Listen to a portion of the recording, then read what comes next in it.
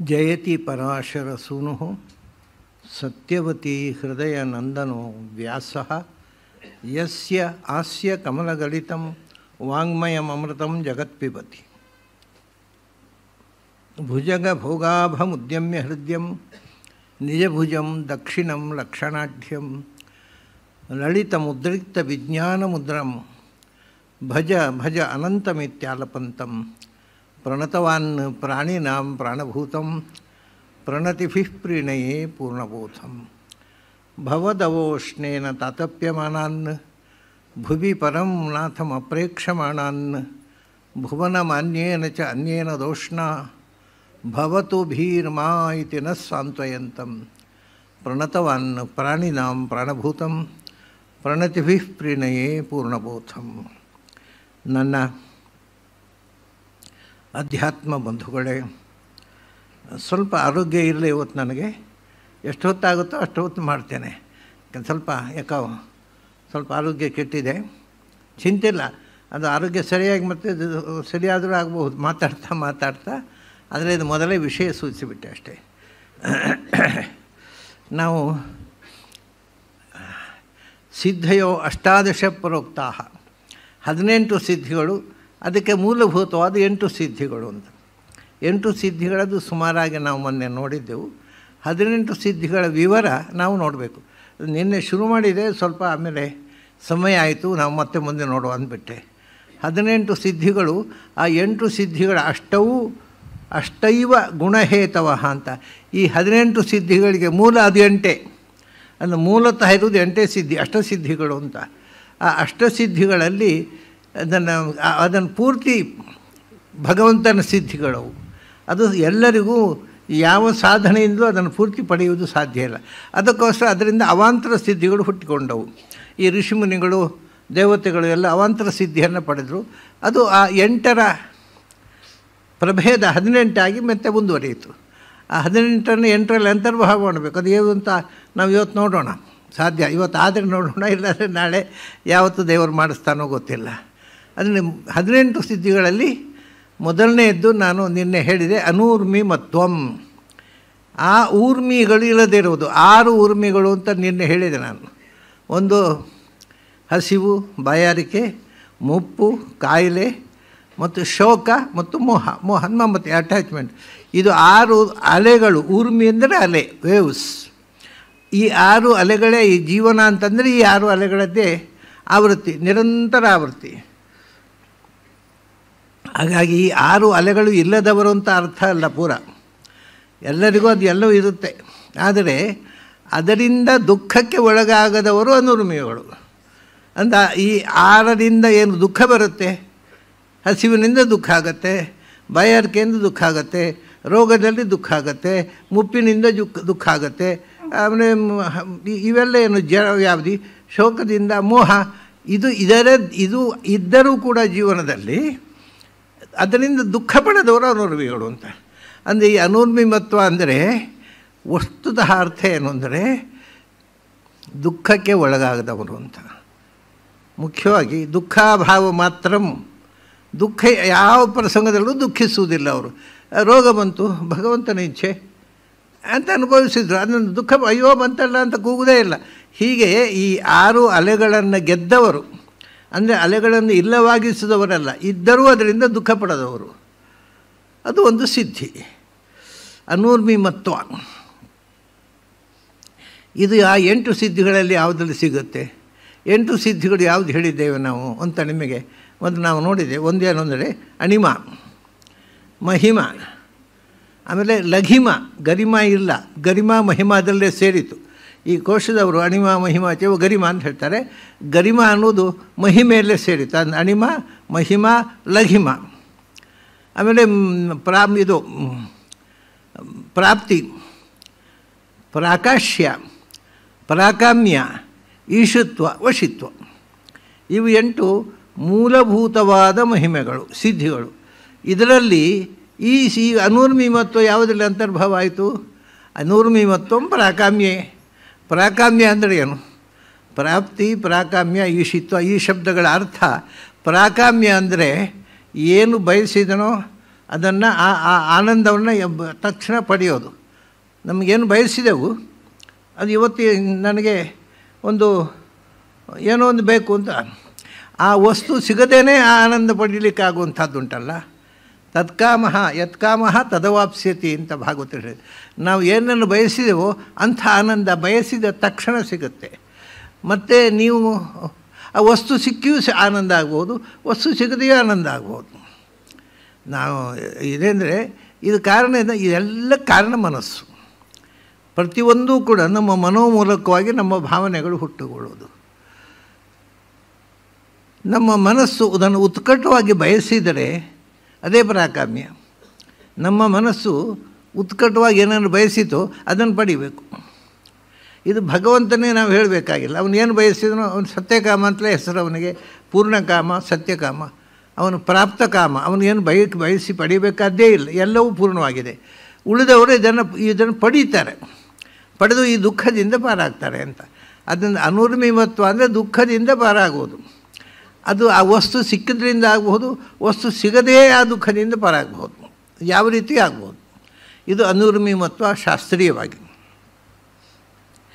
ಇದು ಅಂದರೆ ಅದಕ್ಕೆ ಮುಖ್ಯ ಕಾರಣ ನಮ್ಮ ಮನಸ್ಸು ಉತ್ಕಟವಾಗಿ ಬಯಸಿದರೆ ಅದು ಸಿಗುತ್ತೆ, ಆ ಆನಂದ ಸಿಗುತ್ತೆ ಅಥವಾ ಆ ವಸ್ತು ಸಿಗುತ್ತೆ. ಅದು ಏನು ನಮ್ಮ ಮನಸ್ಸನ್ನು ಉತ್ಕಟವಾಗಿ ಬಯಸಬೇಕು. ನಮಗೆ ಮನಸ್ಸನ್ನು ಉತ್ಕಟವಾಗಿ ಬಯಸುವುದು ಅಂದರೆ ಏನು ಅಂತಲೇ ಗೊತ್ತಿಲ್ಲ. ಮನಸ್ಸು ಬಯಸುತ್ತೆ, ಆದರೆ ಉತ್ಕಟವಾಗಿ ಬಯಸಲಿಕ್ಕೆ ಗೊತ್ತಿಲ್ಲ. ಅದಕ್ಕೆ ಉತ್ಕಟವಾದ ಬಯಕೆ ಅಂದರೆ ಅದನ್ನು ಬಿಟ್ಟು ಬೇರೆ ಯೋಚನೆಯೇ ತಲೆಗೆ ಬರಬಾರ್ದು, ಅಷ್ಟು ಉತ್ಕಟವಾಗಿ ಅದನ್ನೇ ಬಯಸಬೇಕು. ನಾವು ಅದು ಬಯಸಿದ ಉತ್ತರ ಶರೀರಿಯನ್ನು ಬಯಸ್ತೇವೆ. ಹಾಗೆ ಮನಸ್ಸಿಗೆ ಸ್ಥಿರತೆ ಬಾರದೆ ಉತ್ಕಟವಾದ ಬಯಕೆ ಸಾಧ್ಯವಾಗುವುದಿಲ್ಲ. ಅದಕ್ಕೋಸ್ಕರ ಅವರು ಹೇಳಿದ್ರು, ಮೊದಲು ಪ್ರಣವ ಸಂಯುಕ್ತಂ ಪ್ರಾಣ ಸಂಯಮಂ ಅಭ್ಯಸೇತು ಅಂದರು. ಮೊದಲು ಓಂಕಾರದಿಂದ ಕೂಡಿದ ಪ್ರಾಣಾಯಾಮವನ್ನು ಅಭ್ಯಾಸ ಮಾಡ್ತಾ ಮಾಡ್ತಾ ಮನಸ್ಸಿಗೆ ಏಕಾಗ್ರತೆ ಬರುತ್ತೆ ಅಂತ. ಏಕಾಗ್ರತೆ ಬಂದರೆ ಹೇಗೆ ಭಗವಂತನನ್ನು ನೋಡಬೇಕು ಅಂತ ಏಕಾಗ್ರ ದೃಷ್ಟಿಯಿಂದ ನೋಡಿದರೆ ಭಗವಂತನನ್ನು ಕಾಣಲಿಕ್ಕಾಗತ್ತೆ. ಹಾಗೆ ಏನನ್ನು ಬಯಸಿದ್ರೂ ಅದು ಸಿಗುತ್ತೆ. ಅದು ಏಕಾಗ್ರತೆಯಿಂದ ಮನಸ್ಸಿಗೆ ಅಷ್ಟು ಶಕ್ತಿಯಿಂದ ಮನೋಬಲ ಅಂತ ಹೇಳ್ತೀವಿ, ವಿಲ್ ಪವರ್ ಅಂತ. ಅದು ಸಹಜ. ಅದು ಇವತ್ತು ವೆಸ್ಟ್ನವರು ಹೋಗ್ತಾರೆ, ವಿಲ್ ಪವರ್ನಿಂದ ನಮಗೆ ಬೇಕಾದ ಹಾಗೆ ಮಾಡಬಹುದು ಅಂತ. ಅದನ್ನೇ ಅನುರ್ಮಿಮತ್ವ ಅಂತ ಹೇಳೋದು. ಅಂದರೆ ಪ್ರಾಕಾಮ್ಯ ಅಂತ ನಮ್ಮ ಮೂಲ ಪದ. ಅನುರ್ಮಿಮತ್ವಂ ಪ್ರಾಕಾಮ್ಯ ಅಂತರ್ಭೂತಂ. ಪ್ರಾಕಾಮ್ಯ ಅಂದರೆ ಏನು ಬೇಕೋ ಪ್ರಾಪ್ತ ಕಾಮ ಅಂತ ಅರ್ಥ. ಪ್ರಾಕಾಮ್ಯ ಅಂದರೆ ಏನು ಬಯಸಿದ್ದನ್ನೆಲ್ಲ ಪಡೆದು ಆನಂದವಾಗಿರುವುದು. ಅವನ ಕೊರತೆಯ ಅನುಭವವೇ ಇಲ್ಲ, ಕೊರಗೂ ಇಲ್ಲ, ಕೊರತೆಯೂ ಇಲ್ಲ. ಅದು ಅನುರ್ಮಿಮತ್ವಂ ಅಂದರೆ ಅದರಲ್ಲಿ ಅಂತರ್ಭಾವ ಆಯಿತು. ಆಮೇಲೆ ಮತ್ತೆ ಮುಂದೆ ಏನು ಹೇಳಿದರು, ಅನುರ್ಮಿಮತ್ವಂ ದೇಹೇಸ್ಮಿನ್. ಯಾಕೆಂದರೆ ಈ ದೇಹ ಇಲ್ಲದೇ ಇದ್ದಾಗ ಸೂಕ್ಷ್ಮ ದೇಹದಲ್ಲಿ ಜ್ವರಾವ್ಯಾಧಿ ಇರೋದಿಲ್ಲ. ಅಂದರೆ ಈ ದೇಹದಲ್ಲೇ ಅಂದರೆ ಈ ಸ್ಥೂಲ ಶರೀರ ಇದ್ದಾಗಲೇ ನಾವು ಅನುರ್ಮಿಮತ್ವವನ್ನು ಪಡಿಬೇಕು. ಅನುರ್ಮಿಮತ್ವಂ ದೇಹೇಸ್ಮಿನ್. ಮತ್ತೇನು ಅದನ್ನು ನಿನ್ನೆ ವಿವರಿಸಿದೆ ನಾನು. ದೂರಶ್ರವಣ ದರ್ಶನಂ. ದೂರದರ್ಶನ ನಮ್ಮನೇಲಿ ಉಂಟು ದೂರದರ್ಶನ, ಮೊನ್ನೆ ತೊಗೊಂಡದ್ದು, ಕಾಸ್ಟ್ಲಿ. ಅದು ದೂರದರ್ಶನ ಅಲ್ಲ. ನಿಮಗೆ ನಿಮ್ಮ ಕಣ್ಣು ದೂರ ಇದ್ದದ್ದನ್ನು ನೋಡಲಿಕ್ಕೆ ಆಗದಾಗ ಹೊರಗಿನಿಂದ ಒಂದು ಯಂತ್ರ ಬೇಕು. ನಮ್ಮ ಕಣ್ಣೇ ದೂರದಲ್ಲಿ ಇದ್ದದ್ದನ್ನು ಕಾಣಲಿಕ್ಕೆ ಸಾಧ್ಯ. ಆದರೆ ಶಾಸ್ತ್ರಕಾರ ಏನು ಹೇಳ್ತಾರೆ ಅಂದರೆ, ನೀನು ಕಾನ್ಸಂಟ್ರೇಟ್ ಮಾಡಿದರೆ ದೂರದಲ್ಲಿದ್ದದ್ದನ್ನು ನೋಡಬಹುದು. ಅದಕ್ಕೆ ಕಥೆ ನಡೆದ ಘಟನೆಗಳನ್ನು ಹೇಳಿದ್ದೆ ನಾನು ನಿನ್ನೆ. ದೂರದಲ್ಲಿದ್ದರೂ ನೋಡಬಹುದು, ದೂರದಿದ್ದರೂ ಕೇಳಬಹುದು ಅಂತ. ಆದರೆ ಅದಕ್ಕೆ ಒಂದು ನಿಯಮ ಹಾಕಿದ್ದಾರೆ ಶಾಸ್ತ್ರಕಾರರು. ದೂರದಲ್ಲಿದ್ದದ್ದನ್ನು ನೋಡಬಹುದು. ಎಲ್ಲಿ ನೋಡ್ಬೋದು? ಈಗ ಇಲ್ಲಿಂದ ಸ್ವರ್ಗಲೋಕದಲ್ಲಿ ಎಲ್ಲಿ ನೋಡಲಿಕ್ಕೆ ಆಗೋದಿಲ್ಲ, ಆ ಸಿದ್ಧಿ ಇದ್ದವರಿಗೂ ಆಗೋದಿಲ್ಲ. ಅದರಿಂದ ಎಲ್ಲಿ ತನಕ ನೋಡ್ಬೋದು ಅಂದರೆ, ನೀವು ಇದ್ದ ಜಾಗದಿಂದ 1000 ಯೋಜನೆ ತನಕ ನೋಡ್ಬೋದು. ಇಲ್ಲೇ ಕೂತ್ಕೊಂಡು ಕಣ್ಣು ಮುಚ್ಚಿ ನೋಡ್ಬೋದು. ಆದರೆ 1000 ಯೋಜನೆಯಿಂದ ಆಚೆಗಿದ್ದರೆ ನಿಮ್ಮ ಈ ಸಿದ್ಧಿ ಮಾಡೋದಿಲ್ಲ. ಅದಕ್ಕೆ ಇದು ಅವಾಂತರ ಸಿದ್ಧಿ. ಇದು ದೂರಶ್ರವಣಂ. ಅದು ಕೇಳುವುದು ಅಷ್ಟೇ. 1000 ಯೋಜನೆಕ್ಕಿಂತ ಆಚೆಗೆ ಯಾರೋ ಮಾತಾಡಿದ್ದನ್ನು ಕೇಳಲಿಕ್ಕಾಗೋದಿಲ್ಲ. 1000 ಯೋಜನೆಗಿಂತ ಇದಕ್ಕೊಂದು ಲಿಮಿಟ್ ಇದೆ. 1000 ಯೋಜನೆ ತನಕ ಮಾತ್ರ ಆ ಶಕ್ತಿ ಅಭಿವ್ಯಕ್ತ ಆಗೋದು. ಹಾಗೆ ದೂರಶ್ರವಣ, ದೂರದರ್ಶನ, ಇದು ಎರಡು. ಇದು ಯಾವುದ್ರಲ್ಲಿ ಅಂತರ್ಭಾವ ಆಯಿತು? ಪ್ರಾಕಾಶ್ಯದಲ್ಲಿ. ನಾನು ಹೇಳಿದೆನಾ, ಪ್ರಾಕಾಶ್ಯ ಪ್ರಾಕಾಮ್ಯ ಅಂತ. 8ರಲ್ಲಿ ಪ್ರಾಕಾಶ್ಯ ಅಂದರೆ ಎಲ್ಲವೂ ಬೆಳ್ಳಂಬೆಳಕು, ಮುಚ್ಚಿ ಇಲ್ಲ, ಏನು ನೋಡಿ ಅದೇ ಪ್ರಾಕಾಶ್ಯಂ ಶ್ರುತ ದೃಷ್ಟೇಶು. ಇದು ಹಾಗಲ್ಲ, ಇದು ಹಾಗೆ ಅಲ್ವ, ಎಲ್ಲವೂ ಬೆಳಕು. ಅವನಿಗೆ ಎಲ್ಲಿದ್ದರೂ ಕಾಣುತ್ತೆ, ಎಲ್ಲಿದ್ದರೂ ಕೇಳುತ್ತೆ. ಸೊ ಇದು ಪ್ರಕಾಶದ ಒಂದು ಸಣ್ಣ ರೂಪ. ಭಗವಂತನಲ್ಲಿ ಪ್ರಕಾಶ, ಅವನು ಎಲ್ಲಿದ್ದರೂ ಯಾವಾಗಿದ್ದರೂ ಎಷ್ಟು ದೂರ ಇದ್ದರೂ ಕಾಣ್ತಾನೆ. ನಮ್ಮದು ಅದರ ಒಂದು ಸಣ್ಣ ರೂಪ ಇದು ದೂರಶ್ರವಣ, ದೂರದರ್ಶನ, ಟೆಲಿಪತಿ, ಕ್ಲೇರ್ವಯಾನ್ಸ್, ಕ್ಲೇರ್ ಆಡಿಯನ್ಸ್. ಇದು ಈ ಪಾಶ್ಚಾತ್ಯರು ಈ ಶಬ್ದ ಬರಬೇಕಾಗಿದ್ದರೆ ಅವರಲ್ಲಿ ಇದಿತ್ತು, ಸಾಧನೆ ಮಾಡಿದವರಿಗೆ ಇದಿತ್ತು. ಪಶ್ಚಿಮದಲ್ಲೂ ಇದನ್ನು ಈ ಶಬ್ದ ಬಳಕೆಯಲ್ಲಿದೆ ಮತ್ತು ಇದು ಸಾಧ್ಯವೂ ಹೌದು. ಅದನ್ನು ಸಾಧನೆ ಮಾಡಿದವರು ಇದ್ದಾರೆ, ಇದೇನು ದೊಡ್ಡ ಸಂಗತಿ ಅಲ್ಲ. ಅದರಿಂದ ಮೂರಾಯ್ತು. ಈಗ ಮೂರಕ್ಕೆ ಒಂದು ಪ್ರಾಕಾಮ್ಯದಲ್ಲಿ ಅಂತರ್ಭಾವ ಮತ್ತು ಎರಡಕ್ಕೆ ಪ್ರಾಕಾಶ್ಯದಲ್ಲಿ ಅಂತರ್ಭಾವ. ಪ್ರಾಪ್ತಿ ಪ್ರಾಕಾಶ್ಯಂ ಪ್ರಾಕಾಮ್ಯಂ ಈಶಿತ್ವಂಜನ್. ಆಮೇಲೆ ಮನೋಜವ ಕಾಮರೂಪಂ ಪರಗಾಯ ಪ್ರವೇಶನಂ. ದೂರಶ್ರವಣ ದರ್ಶನ ಮತ್ತು ಮನೋಜವ. ಮನೋಜವ ಅಂದರೆ ನನ್ನ ಮನಸ್ಸಿನ ವೇಗ ಎಷ್ಟೋ ಅಷ್ಟು ವೇಗ ನನ್ನ ಆತ್ಮಕ್ಕೆ ಆಗಬೇಕು. ದೇಹ ಮನಸ್ಸು ಎಷ್ಟು ವೇಗವಾಗಿ ಹೋಗುತ್ತೆ, ಮನಸ್ಸು ಎಷ್ಟು ವೇಗವಾಗಿ ಬೇಕಾದ್ರೆ ಹೋಗುತ್ತೆ. ಈಗ ನೀವು ಇಲ್ಲಿ ಕೂತಿದ್ದಾಗ ಕಣ್ಮುಚ್ಚಿ ಚಂದ್ರಲೋಕವನ್ನು ನೆನಪಿಸಿದರೆ ಮನಸ್ಸು ಚಂದ್ರಲೋಕಕ್ಕೆ ಹೋಗುತ್ತೆ. ಅದು ಮನಸ್ಸಿನ ವೇಗ ಅಂದರೆ ಅದಕ್ಕೆ ಹೇಳೋರು, ನಿಮ್ಮ ಮನಸ್ಸು ಎಲ್ಲಿ ತನಕ ಹೋಗಿ ಗ್ರಹಿಸಬಲ್ಲದು ಅದು ಮನೋಜವ. ಈ ಚಂದ್ರಲೋಕಕ್ಕೆ ಹೋಗಿ ಮನಸ್ಸು, ಚಂದ್ರಲೋಕ ಅಂದರೆ ಏನಂತ ಗೊತ್ತಿಲ್ಲ, ಹೇಗೆ ಹೋಗೋದು ಅದು? ಚಂದ್ರಲೋಕದ ಬಗ್ಗೆ ಅಲ್ಲಿ ಏನಿದೆ ನೋಡು ಅಂತ ಏನು ಹೇಳೋದು? ಅಂದರೆ ಅದು ನಾನು ನಿಜವಾಗಿ ಅಷ್ಟು ದೂರ ಹೋಗಿ ಅದನ್ನು ಕಾಣಲಿಕ್ಕೆ ಆಗಬೇಕು. ಅದು ಮನಸ್ಸಿನ ವೇಗ. ಇದೇ ದೂರದರ್ಶನದ ಇನ್ನೊಂದು ಪ್ರಭೇದ. ದೂರದಲ್ಲಿದೆ, ಅಲ್ಲಿಗೆ ಹೋಗಬೇಕು. ಈಗ ಇದು ಇದ್ದೇ ಕಾಣುವುದು ಒಂದು, ಅಲ್ಲಿಗೆ ಇದಕ್ಕೂ ನಾನು ನಿನ್ನೆ ಕಥೆ ಹೇಳಿದ್ದೆ. ನನ್ನ ವಿದೇಶಿ ಶಿಷ್ಯರೊಬ್ಬರು ದೂರಕ್ಕೆ ಹೋಗಿ ಪ್ರಯಾಣ ಮಾಡಿತ್ತು. ಅದು ಮನೋಜವ. ಒಂದು ನಾವು ಯೋಚನೆ ಮಾಡಿದ ತಕ್ಷಣ ಅಲ್ಲಿ ಹೋಗ್ತೇವೆ. ಅವನು ಇದ್ದದ್ದು ಜರ್ಮನಿಯಲ್ಲೋ ಏನೋ, ಅವು ಹೋದದ್ದು ಇಂಡೋನೇಷ್ಯಾಕ್ಕೆ. ಅದು ಇಂಡೋನೇಷ್ಯಾದಲ್ಲಿ ನಮ್ಮ ಸ್ನೇಹಿತ ಏನು ಮಾಡ್ತಾ ಇದ್ದಾನೆ ಅಂತ ಯೋಚನೆ ಮಾಡುವಷ್ಟೇ ಅಲ್ಲಿದ್ದರು ಅವರು. ಅದು ಮನೋಜವ. ಅದರ ಮೇಲೆ ಮೂರಾಯಿತು ಇದೆಲ್ಲ. ಆಮೇಲೆ ಕಾಮರೂಪಂ, ಬಯಸಿದ ರೂಪ ಧರಿಸುವುದು. ಇವಾಗ ಸೀತೆಯನ್ನು ಅಪಹಾರ ಮಾಡಲಿಕ್ಕೆ ರಾವಣ ಸನ್ಯಾಸಿಗಳ ವೇಷ ಹಾಕ್ಕೊಂಡು ಬಂದ. ಸನ್ಯಾಸಿಗಳ ವೇಷ ಮೇಕಪ್ ಮಾಡಿಕೊಂಡದ್ದಲ್ಲ, ಅದು ಸನ್ಯಾಸಿಗಳ ವೇಷ. ಅವನು ಕಾಮರೂಪ, ತನ್ನ ವೇಷವನ್ನು ಬದಲಿಸಿಕೊಂಡ. ಅದು ಮೇಕಪ್ ಮಾಡಿ ಆದ್ದಲ್ಲ, ಸನ್ಯಾಸಿ ಆದ್ದಲ್ಲ. ಅಂಥವ್ರು ಈಗಲೂ ಸಿಗ್ತಾರೆ ಮೇಕಪ್ ಮಾಡಿಕೊಂಡು ಸನ್ಯಾಸಿಗಳು. ಬಟ್ ಇದು ಹಾಗಲ್ಲ, ಅವನು ನಿಜವಾಗಿ ಸನ್ಯಾಸಿಗಳಂತೆ, ಋಷಿಗಳಂತೆ ದಾಡಿ ಬಿಟ್ಟು ಕಮಂಡೋಲ್ಲಿ ಹಿಡ್ಕೊಂಡು, ಅದೆಲ್ಲೋ ಅವನ ಇಚ್ಛಾಶಕ್ತಿಯ ಸೃಷ್ಟಿ. ಅದರಿಂದ ಇದು ಒಂದೇ ಅಲ್ಲ, ನೀವು ಕಥೆಗಳು ಕೇಳಿರ್ಬೋದು. ಬಟ್ ಶಾಸ್ತ್ರಗಾರ ಅದು ಸಾಧ್ಯ ಅಂತ ಹೇಳ್ತಾರೆ. ಒಬ್ಬ ಮನುಷ್ಯನಿಗೆ ತಾನೀಗ ದನದ ರೂಪ ತಾಳಬೇಕು ಅಥವಾ ಕುದುರೆ ರೂಪ ತಾಳಬೇಕು, ಏನಿರ್ಬೋದು.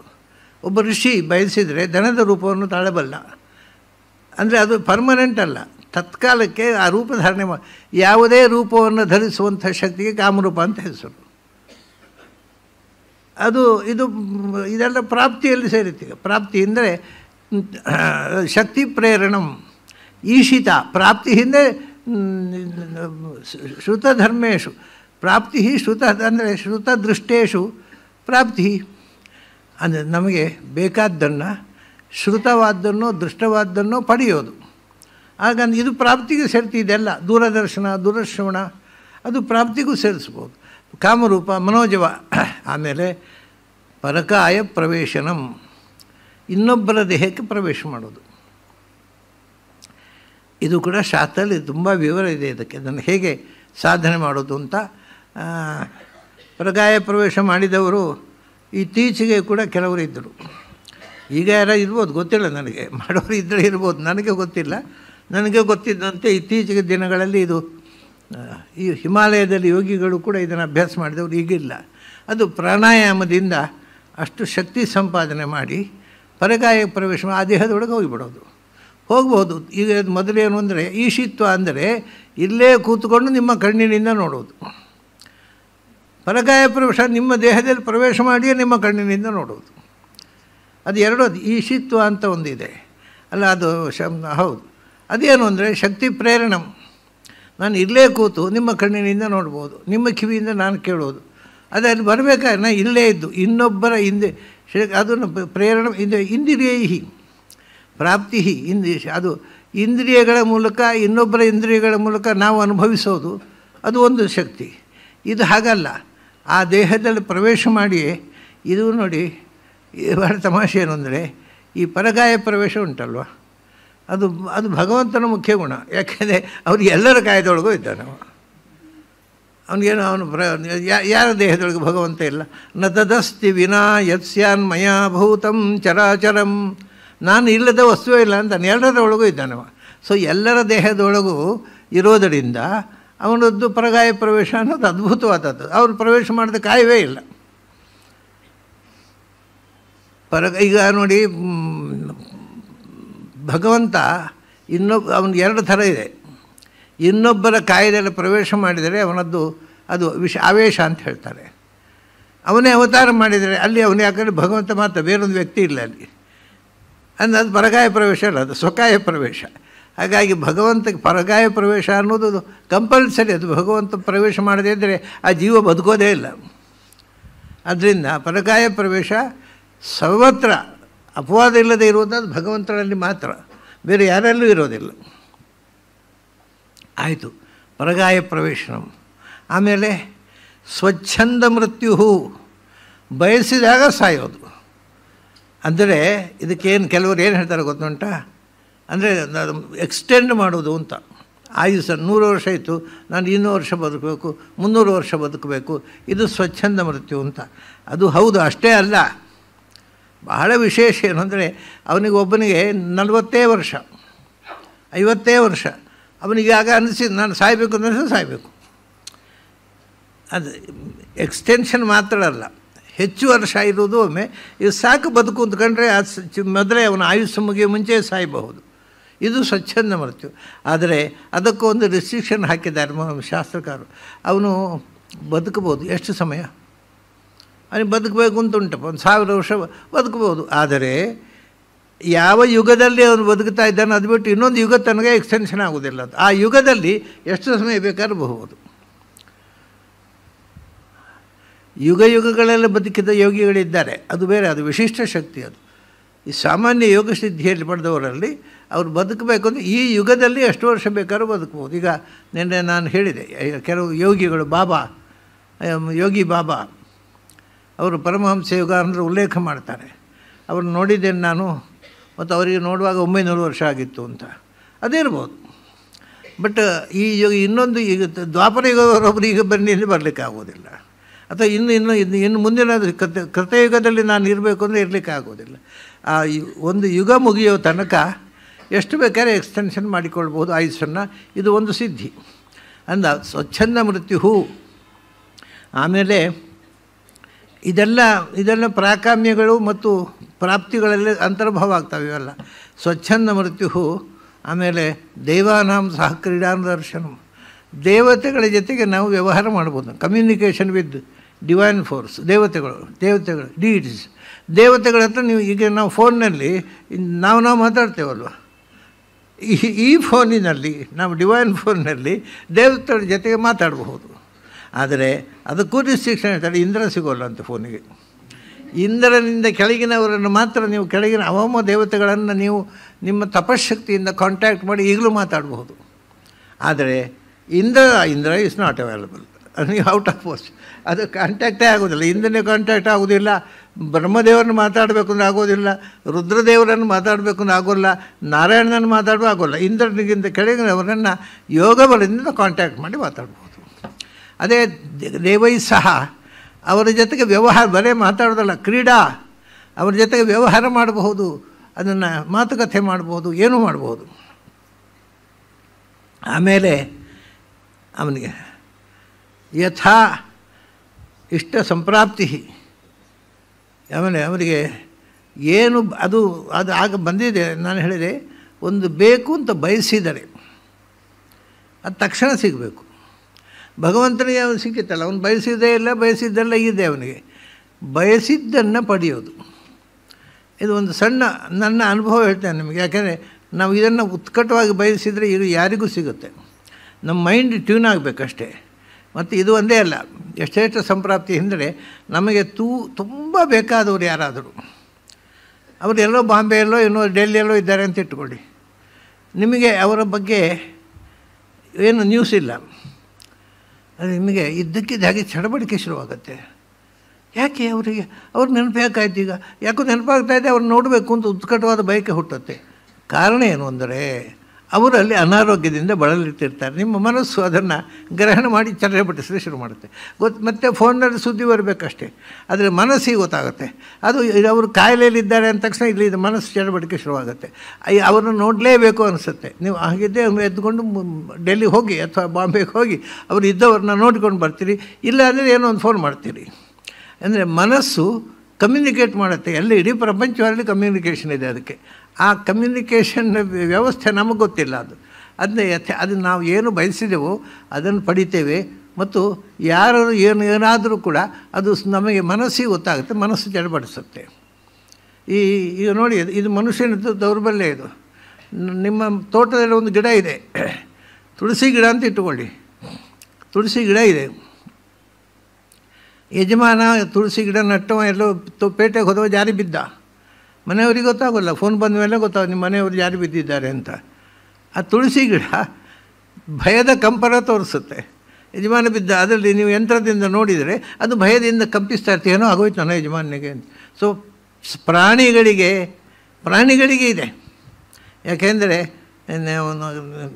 ಹಿಂದೆ ನಡೆದಿತ್ತು, ಗಾಂಧೀಜಿ ಇದ್ದ ಕಾಲದಲ್ಲಿ ಚೀನಾದಲ್ಲಿ ಭೂಕಂಪ ಆದದ್ದು.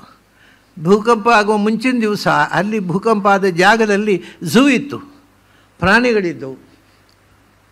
ಅವು ಮುಂಚಿನ ದಿವಸ ಏಕ್ದಮ್ ಕಿರುಚಿರು ಶುರು ಮಾಡಿದವು. ಯಾಕೆ ಅಂತೇಳಿ ಅವ್ರನ್ನ ಬೇರೆ ಕಡೆ ಕಳಿಸಿದ್ರು, ಬಾಯಿ ಮುಚ್ಚಿದವು. ಮರು ದಿವಸ ಬೆಳಗ್ಗೆ ಭೂಕಂಪ ಆಯಿತು, ಅಲ್ಲೇ ಇದ್ದಿದ್ದವೆಲ್ಲ ಸಾಯ್ತಿದ್ದವು. ಅಂದರೆ ಆ ಭೂಮಿಯಲ್ಲಿ ಅಥವಾ ಪ್ರಕೃತಿಯಲ್ಲಿ ಏನು ಪ್ರತಿಕ್ರಿಯೆ ಇದೆ ಅದು ಮೊದಲೇ ಗೊತ್ತಾಗುತ್ತೆ ಮನಸ್ಸಿಗೆ. ಈಗ ಒಬ್ಬ ಸಾಯುವ ಮನುಷ್ಯ, ಅವನು ಅನ್ಕಾನ್ಷಿಯಸ್ ಆಗಿದ್ದರೆ ಏನೂ ಇಲ್ಲ, ಪ್ರಜ್ಞೆ ಇರೋದಿಲ್ಲ. ಸಾಯೋದಕ್ಕಿಂತ ಮುಂಚೆ ಅನ್ಕಾನ್ಷಿಯಸ್ ಆಗಿಬಿಟ್ರೆ ಏನೂ ಇರೋದಿಲ್ಲ. ಕಾನ್ಷಿಯಸ್ನೆಸ್ ಇದ್ದರೆ ಸಾಯೋ ಮನುಷ್ಯನಿಗೆ 24 ಗಂಟೆ ಮೊದಲು ತಾನು ಸಾಯ್ತೇನೆ ಅನ್ನೋದು ಗೊತ್ತಾಗುತ್ತೆ. ಅದು ಮನಸ್ಸು ಅದನ್ನು ಗ್ರಹಣ ಮಾಡುತ್ತೆ. ಇದನ್ನೇ ಅವರು ಯಥೇಷ್ಟ ಸಂಪ್ರಾಪ್ತಿಯಲ್ಲಿ ಸಿಡಿದಿದ್ದೆಲ್ಲ ಮಾಡ್ತದೆ. ಬಯಸಿದ್ದು ಸಿಗುವುದು ಮುಖ್ಯ ಯಥೇಷ್ಟ ಸಂಪ್ರಾಪ್ತಿ ಅಂದರೆ. ಬಯಸಿದ್ದು ಸಿಗುವುದೇ. ನಾನೊಂದು ಸಣ್ಣ ವಿಷಯ ಹೇಳ್ತೇನೆ ಅಂತ ಹೇಳಿದೆ ನಾನು. ಯಾಕೆಂದರೆ ನಾವು ಬಯಸಿದ್ದು ಸಿಗುತ್ತೆ ಅನ್ನೋದಕ್ಕೆ ಒಂದು ಅಲಕ್ಷ್ಯ ಮಾಡಬಹುದಾದ ಒಂದು ದೃಷ್ಟಾಂತ ನಾನು ಹೇಳಿರ್ಬೇಕು. ಹಿಂದೆ ನಾನು ಒಂದು ಸರ್ತಿ ಶಿವಮೊಗ್ಗಕ್ಕೆ ಹೋದೆ ಉಪನ್ಯಾಸಕ್ಕೆ. ಏನಾಗಿದೆ, ನನ್ನ ಬ್ಯಾಗಿನಲ್ಲೆಲ್ಲ ಬಟ್ಟೆ ಹಾಕಿದ್ದಾರೆ, ಬನಿಯನ್ನು ಹಾಕಲಿಕ್ಕೆ ಮರೆತು ಬಿಟ್ಟಿದ್ದಾರೆ. ಮರುದಿವಸ ನಾನು ತೊಟ್ಟ ಬನಿಯನ್ನು ಒಗೆಯಲಿಕ್ಕೆ ಹಾಕಿ ನಾನು ಬೇರೆ ಹಾಕೊಂಡು ಅಂದರೆ ಬ್ಯಾಗಿನಲ್ಲಿ ಬನಿಯನ್ನಿಲ್ಲ. ಹಾಗಾದರೆ ಇವತ್ತು ಉಪನ್ಯಾಸಕ್ಕಿಂತ ಮೊದಲು ಅಂಗಡಿ ಹೋಗಿ ಬನಿಯನ್ನು ತೊಗೊಳ್ಬೇಕು, ಇವತ್ತು ಈಗ ತಕ್ಷಣ ಬನಿಯನ್ನು ತಗೊಳ್ಬೇಕು ಅಂತ ಮನಸ್ಸಲ್ಲಿ ಯೋಚನೆ ಮಾಡಿದ್ದೆ. ಅದು ಯೋಚನೆ ಮಾಡ್ತಾ ಇರುವಾಗಲೇ ಒಬ್ಬರು ಬಂದರು. ಅಲ್ಲಿಗೆ ಬಂದು ಒಂದು ಪ್ಯಾಕ್ ಕೊಟ್ಟರು. ಏನಿದು? ಒಂದು ಬನಿಯನ್ನು. ಅವರು ಎಲ್ಲೋ ಇದ್ದವು, ನನ್ನ ಪರಿಚಯ ಹೆಸರು ಗೊತ್ತಿದೆ. ಅವ್ರು ನನಗೆ ಬನಿಯನ್ನು ಬೇಕು ಅಂತ ತಂದದ್ದಲ್ಲ. ಅವರಿಗೆ ಅಲ್ಲಿ ಬನಿಯನ್ನು ಕೊಡುವಂತ ಯಾರೋ ಪ್ರಯೋಜನ ಮಾಡಿದ್ದಾರೆ. ಸೀದಾ ಬಂದು ಆ ಬನಿಯನ್ನು ಪ್ಯಾಕ್ ಇಟ್ಟರು. ಅದನ್ನು ನೋಡಿದ್ರೆ 6 ಬನಿಯನ್ನುಂಟು, ಅದು ಪ್ಯಾಕೆಟ್ ಒಂದು. ಅಲ್ಲ, ಬನಿಯನ್ನು ಯಾಕೆ ತಂದ್ರಿ ನೀವು ಅಂತ ಕೇಳಿದೆ. ಏನಿಲ್ಲ, ನನ್ನ ಮಗ ಒಬ್ಬ ಇದು ಶಾಪ್ ಇಡ್ತಾ ಇದ್ದಾನೆ, ಅವನಿಗೆ ಇದರ ಏಜೆನ್ಸಿ ಇದೆ, ಅವನು ಮಾರಾಟ ಮಾಡೋ ಮುಂಚೆ ನಿಮಗೊಂದು ಪ್ಯಾಕ್ ಕೊಟ್ಟು ಹೋಗೋದು ಬಂದು ಅಂತ ಇಟ್ಟು ಹೋದರು. So problem is solved. ಅದು ಉತ್ಕಟವಾಗಿ ನಾನು ಬನಿಯನ್ನು ಬಯಸಿದೆ, ಬನಿಯನ್ನು ಬಂತು ತಕ್ಷಣ. ಸೊ ಇದು ಯಾರೂ ಮಾಡಬಹುದು, ಇದೇನು ದೊಡ್ಡ ಸಂಗತಿ ಅಲ್ಲ. ಬಟ್ ನಾವು ನಮ್ಮ ಮನಸ್ಸನ್ನು ಉಪಯೋಗಿಸ್ತಾ ಇಲ್ಲ, ಅದು ಯೂಸ್ಲೆಸ್ ಮಾಡಿದ್ದೇವೆ, ಅದರ ಶಕ್ತಿಯನ್ನು ಕಳ್ಕೊಂಡಿದೆ. ಇದು ಯಥೇಷ್ಟ ಸಂಪ್ರಾಪ್ತಿ. ಆಮೇಲೆ ಆಜ್ಞಾ ಅಪ್ರತಿಹತಾಗತಿ ಅಂತ ಹೇಳ್ತಾರೆ. ಅಪ್ರತಿಹತಾಗತಿ ಅಂತ ಒಂದೇ ಶಬ್ದ. ಅಪ್ರತಿಹತ ಆ ಸಮ್ಯಕ್ ಗತಿ ಅಸ್ಯ. ಆಜ್ಞಾ ಅಂದರೆ ನಾನು ಕೂತುಕೊಂಡು ಮನಸ್ಸಲ್ಲಿ ನಿಮಗೆ ಹೀಗೆ ಆಗಲಿ ಅಂತ ಹೇಳಿದರೆ ಅದು ಆಗುತ್ತೆ. ಅದು ಅಪ್ರತಿಹತ. ಅವರು ಏನಾದರೂ ಒಂದು ಆರ್ಡರ್ ಮಾಡಿದರೆ ಅಂದರೆ ಮನಸ್ಸಲ್ಲಿ ಬಯಸಿ ಹೇಳಿದರೆ ಅದು ಪ್ರತಿಹತ, ಅದು ಆಗದೇ ಇರುವುದೇ ಇಲ್ಲ, ಆಗೇ ಆಗುತ್ತೆ. ಕೆಲವರು ಅದೇ ಹೇಳ್ತಾರಲ್ಲ, ದೊಡ್ಡವರು ಶಾಪ ಅಂತ. ದೊಡ್ಡವರು ಶಾಪ ಅಂದರೆ ಅವನು ಹಾಳಾಗಿ ಹೋಗು ಅಂತ ಹೇಳಿಬಿಟ್ರೆ ಅವನು ಎಂದೂ ಉದ್ಧಾರ ಆಗೋಲ್ಲ. ಅದಕ್ಕೆ 2 ಥರ ಇದೆ. ಕೆಲವರು ನಾಲಿಗೆ ದೋಷ ಇದ್ದವರೆಲ್ಲ ಮಾತಾಡಿದ್ರೆ ಕೆಟ್ಟದ್ದಾದರೆ ಆಗುತ್ತೆ, ಒಳ್ಳೆಯದಾಗೋಲ್ಲ. ನಮ್ಮ ದೊಡ್ಡಪ್ಪ ಒಬ್ಬರು ಇದ್ದರು, ದೊಡ್ಡ ವಿದ್ವಾಂಸರವರು. ಅವರು ಚಿಕ್ಕ ವಯಸ್ಸು 4ನೇ ವಯಸ್ಸಿನಲ್ಲೇ ಅಲ್ಪಪ್ರಾಣ ಮಹಾಪ್ರಾಣವನ್ನು ಎಲ್ಲ ಸ್ವಚ್ಛವಾಗಿ ವಿಚಾರ ಮಾಡ್ತಿದ್ರಂತೆ. ಒಂದು ಸತಿ ಉತ್ಸವಕ್ಕೆ ಹೋದಾಗ ಅಯ್ಯೋ ಮಗು ಎಷ್ಟು ಚೆಂದ ಮಾತಾಡುತ್ತೆ ಅಲ್ವಾ ಅಂದ್ರೆ ಯಾರೋ ಆವತ್ತಿನಿಂದ ಉಗ್ಗು ಮನೆ ಒಂದೇ ಮತ್ತು ಸಾಯೋ ತನಕ ಉಗ್ಗಿನಲ್ಲಿ ಒದ್ದಾಡಿದ್ದಾರೆ ಅವರು. ಅಂದರೆ ಅದು ಅಂತಹ ತಪಶಕ್ತಿ ಇರೋರು ಇರ್ತಾರೆ ಕೆಲವರು. ನಾಲಿಗೆಯಲ್ಲಿ ಏನು ಹೇಳಿದ್ರು ಅದು ದುರಂತ, ಕೆಟ್ಟದ್ದಾದರೆ ಆಗುತ್ತೆ, ಒಳ್ಳೆಯದಾಗೋದಿಲ್ಲ. ಆ ಥರ ಅದು ಬೇರೆ.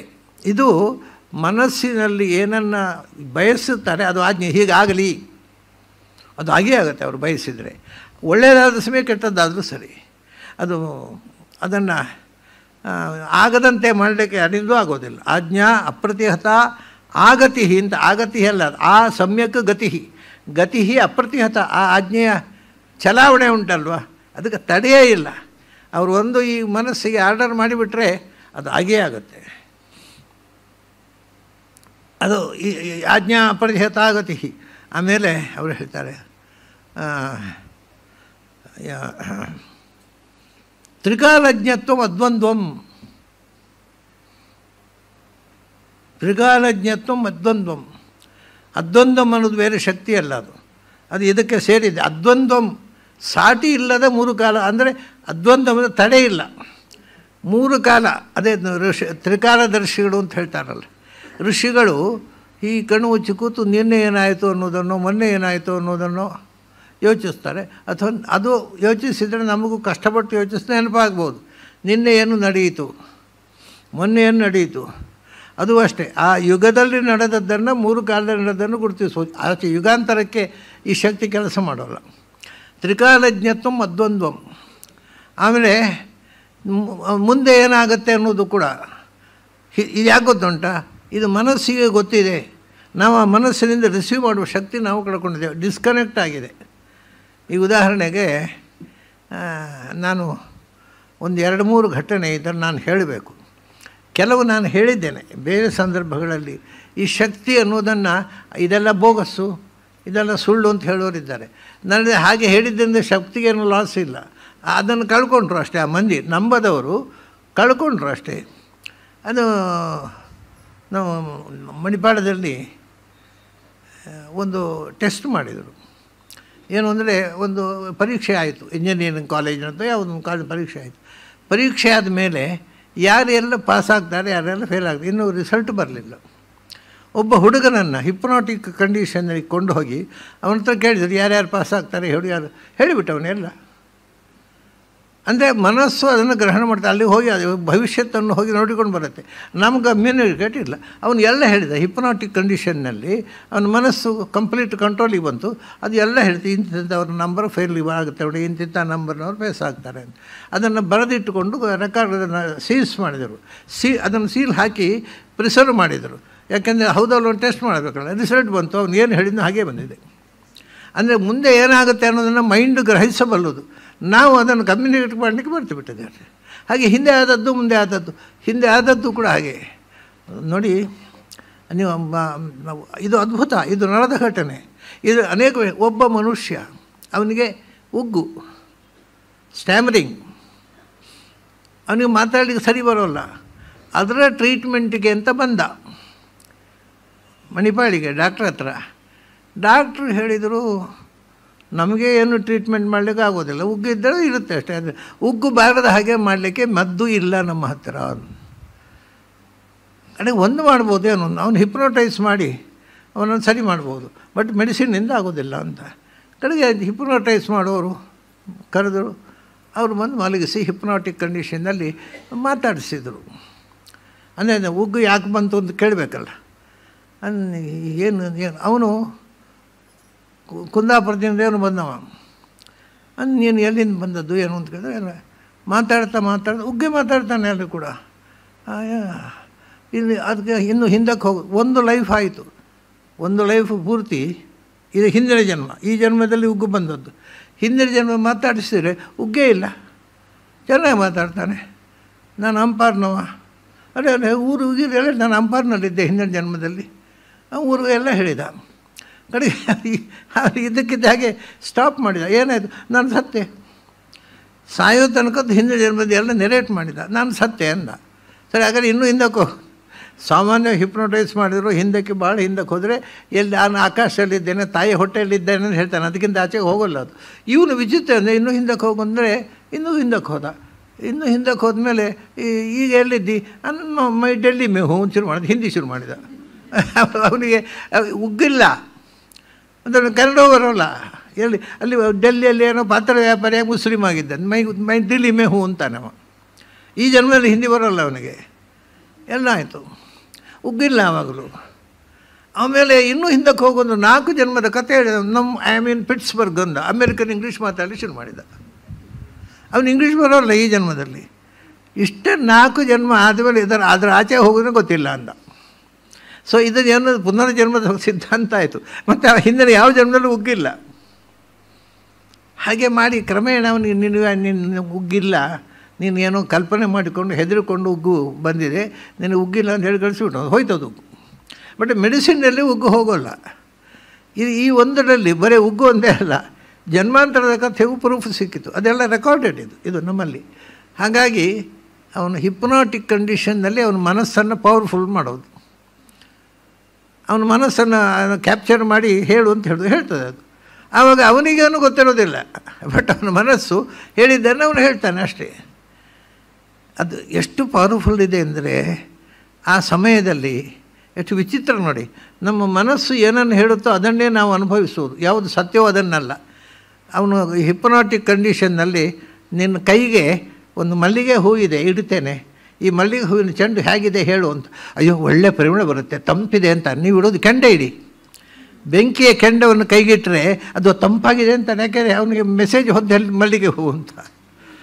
ಅದೇ ಕೆಂಡದ ಮಲ್ಲಿಗೆ ಹೂ ಇಟ್ಟು ನಾನು ಈ ಕೆಂಡದ ಇಡ್ತೇನೆ ನಿನ್ನ ಕೈಗೆ, ಅಯ್ಯೋ ಸುಡುತ್ತೆ, ಕೈ ಸುಡುತ್ತೆ ಅಂತ ಕೂಗ್ತಾನೆ. ಹಾಗಾಗಿ ಅವನಿಗೆ ಏನು ಮೆಸೇಜ್ ಹೋಯಿತು ಅದನ್ನು ನಂಬುತ್ತೆ, ಅದು ಹೊರತು ವಸ್ತುಸ್ಥಿತಿಯನ್ನು ನಂಬೋದಿಲ್ಲ. ಹಾಗಾಗಿ ವಸ್ತುಸ್ಥಿತಿಯೇ ಬೇರೆ, ನಮ್ಮ ಮನಸ್ಸಿನ ಭಾವನೆಯೇ ಬೇರೆ ಬೇರೆ. ಮನಸ್ಸು ಭಾವನೆ ಮಾಡಿದ್ದು ಸತ್ಯ ಇರ್ಬೋದು, ಸುಳ್ಳು ಇರ್ಬೋದು. ನಾವು ಏನನ್ನು ಭಾವಿಸ್ತೇವೋ ಅದು ನಮ್ಮ ಪಾಲಿಗೆ ಸತ್ಯ. ಅದರಿಂದ ಈ ಜಗತ್ತಿನ ಬಗ್ಗೆ ಇಷ್ಟು ವಿವಾದ ಬರಲಿಕ್ಕೆ ಕಾರಣ, ಜಗತ್ತು ಸತ್ಯವೋ ಸುಳ್ಳೋ, ನೀವು ಸತ್ಯ ಅಂತ ನಂಬಿದರೆ ಸತ್ಯ, ನಿಮ್ಮ ನಂಬಿಕೆ ಮೇಲೆ ಇರೋದು. ನೀವು ಸುಳ್ಳು ನಂಬಿದ್ರೆ ಸುಳ್ಳು, ನಿಮ್ಮ ಪಾಲಿಗೆ ಸುಳ್ಳು. ಯಾಕೆಂದರೆ ಎಲ್ಲವೂ ಇಡೀ ನಮ್ಮ ಬದುಕು ವಸ್ತುಸ್ಥಿತಿಯನ್ನು ಅವಲಂಬಿಸಿಲ್ಲ. ನಮ್ಮ ಮನಸ್ಸು ನಮಗೇನು ಮೆಸೇಜ್ ಕೊಡುತ್ತೋ ಅದನ್ನು ನಂಬಿಕೊಂಡು ನಾವು ಬದುಕುತ್ತೇವೆ. ಅಂದರೆ ಮೆಂಟಲ್ ಮೆಸೇಜ್ ಈಸ್ ವೆರಿ, ಅದು ನಮ್ಮ ಬದುಕಿಗೆ ಮಾರ್ಗದರ್ಶಕವೇ ಅದು. ಅದೇ ಆಜ್ಞಾ ಪ್ರತಿಹತಿ ಅಂತ. ಆ ಆಜ್ಞೆ ಮಾಡಿ ಆ ಮನಸ್ಸಿಗೆ ಏನು ಬೇಕಾದ್ರೂ ಅದನ್ನು ಮಾಡಿಸ್ಬೋದು ಅವನ ಕೈಯಲ್ಲಿ. ಈಗ ನಾನು ನಮ್ಮ ಸ್ನೇಹಿತರೊಬ್ಬರಿದ್ದರು, ಅವ್ರ ಜೊತೆಗೆ ಒಬ್ಬರು ವಿದೇಶಿ ವಿದ್ಯಾರ್ಥಿ ಇದ್ದರು. ನಾನು ಇದ್ದೆ, ಕಾರ್ನಲ್ಲಿ ಹೋಗ್ತಾಯಿದ್ದೆವು. ಒಂದು ಕಡೆ ಅಲ್ಲಿ ಆ ಜಾಗವನ್ನು ನೋಡಲಿಕ್ಕೆ ಲೇಟಾಯಿತು. ಅಲ್ಲಿ ಅದನ್ನು ನೋಡ್ಕೊಂಡು ಮುಂದೆ ಹೋಗಬೇಕು ಅಂತ ನಾವು ಈ ಕಡೆ ಉತ್ತರ ಕರ್ನಾಟಕದ ಕಡೆ ಹೋಗೋರು ನಾವು. ಆ ಜಾಗ ಒಂದು ನೋಡಬೇಕು ಅಂತ ಯೋಜನೆ ಇತ್ತು. ನಾನು ಹೇಳಿದೆ ಲೇಟಾಯಿತು ಬೇಡ, ನಾನು ಇಷ್ಟು ಹೇಳಿದ್ದೇನೆ, ಅದು ಬೇಡ ಲೇಟಾಯಿತು, ಕ್ಯಾನ್ಸಲ್ ಮಾಡುವರು ಆಯಿತು ಅಂತ ಹೇಳಿದರು ಅವರು. ಒಟ್ಟಿಗಿದ್ದವ್ರು ನನ್ನ ಸ್ನೇಹಿತರಿದ್ದಾರಲ್ವ, ಅವ್ರು ಕೇಳಿ ನಿಮಗೆ ನೋಡಲೇಬೇಕು ಅಂತ ಉಂಟಾ? ನನಗೆ ಗೊತ್ತಿಲ್ಲ, ನನ್ನ ಹತ್ರ ಕೇಳಿದ್ದಲ್ಲ, ಅವ್ರ ಹತ್ರ ನಿಮಗೆ ನೋಡಲೇಬೇಕು ಅಂತ ಉಂಟಾ? ಅಲ್ಲ, ಒಂದು ಅಪೂರ್ವ ಅಲ್ವ, ನೋಡುವ ಅಂತ ಉಂಟು ಅಂತ. ಹಾಗಾಗಿ ನಿಮ್ಮನ್ನು ಕರ್ಕೊಂಡು ಹೋಗ್ತಾರೆ ನೋಡಿ ನಿಮ್ಮ ಬನ್ನಂಜಿಯವರು ಅಂತ ಹೇಳಿದರು. ಅಷ್ಟು ಹೇಳಿದ್ರು ನನಗೆ ಅವ್ರನ್ನ ಕರ್ಕೊಂಡು ಹೋಗೋ ಅಂತೇಳಿ ಪ್ರೇರಣೆ ಶುರುವಾಯಿತು. ಅವರು ನನ್ನ ಮೈಂಡಿನ ಮೇಲೆ ಕ್ಯಾಪ್ಚರ್ ಮಾಡಿದರು, ನನಗೆ ಮೆಸೇಜ್ ಕಳಿಸಿದರು. ನನಗೆ ಕತ್ತಲೆ ತೊಂದರೆ ಇಲ್ಲ, ನೋಡಿ ಬರುವಲ್ವ ಅಂದೆ ನಾನು. ಕಡೆಗೆ ಅವರು ಹೇಳ್ತಾರೆ, ನಿಮ್ಮ ಸ್ನೇಹಿತರು ಮೊದಲೇ ಹೇಳಿದರು ನನಗೆ, ನಿಮಗೆ ಹೀಗೆ ಮಾಡ್ತಾರೆ, ಅವ್ರು ಕರ್ಕೊಂಡು ಹೋಗ್ತಾರೆ ನೋಡಿ ಅಂತ. ಅಂದರೆ ನನ್ನ ಮೈಂಡಿನ ಮೇಲೆ ಅವರು ಪ್ರಯೋಗ ಮಾಡಿದರು. ಪ್ರಯೋಗ ಮಾಡಿ ಕರ್ಕೊಂಡು ಹೋಗಂತೆ ಬುದ್ಧಿ ಬರಲಿ ಇವರಿಗೆ ಅಂತ. ನನಗೆ ಕೂಡಲೇ ಮನಸ್ಸು ಚೇಂಜ್ ಆಯಿತು. ಕತ್ತಲೆ ಆದರೆ ಕತ್ತಲಾಗೋದು, ಏನಾಗ್ತದೆ, ಕಾರ್ನಲ್ಲಿ ಹೋಗೋದಲ್ವ, ನಾವು ನಡ್ಕೊಂಡು ಹೋಗ್ತೇವೆ, ಹೆದರಿಕೆ ಅಂತದ್ದು, ಹೋಗುವ ಅಂತ ಹೇಳೋದು. ಕಡೆಗೆ ಆ ಪ್ರದೇಶಕ್ಕೆ ಹೋಗಿ ಅದನ್ನು ನೋಡಿಯೇ ಹೋದದ್ದು.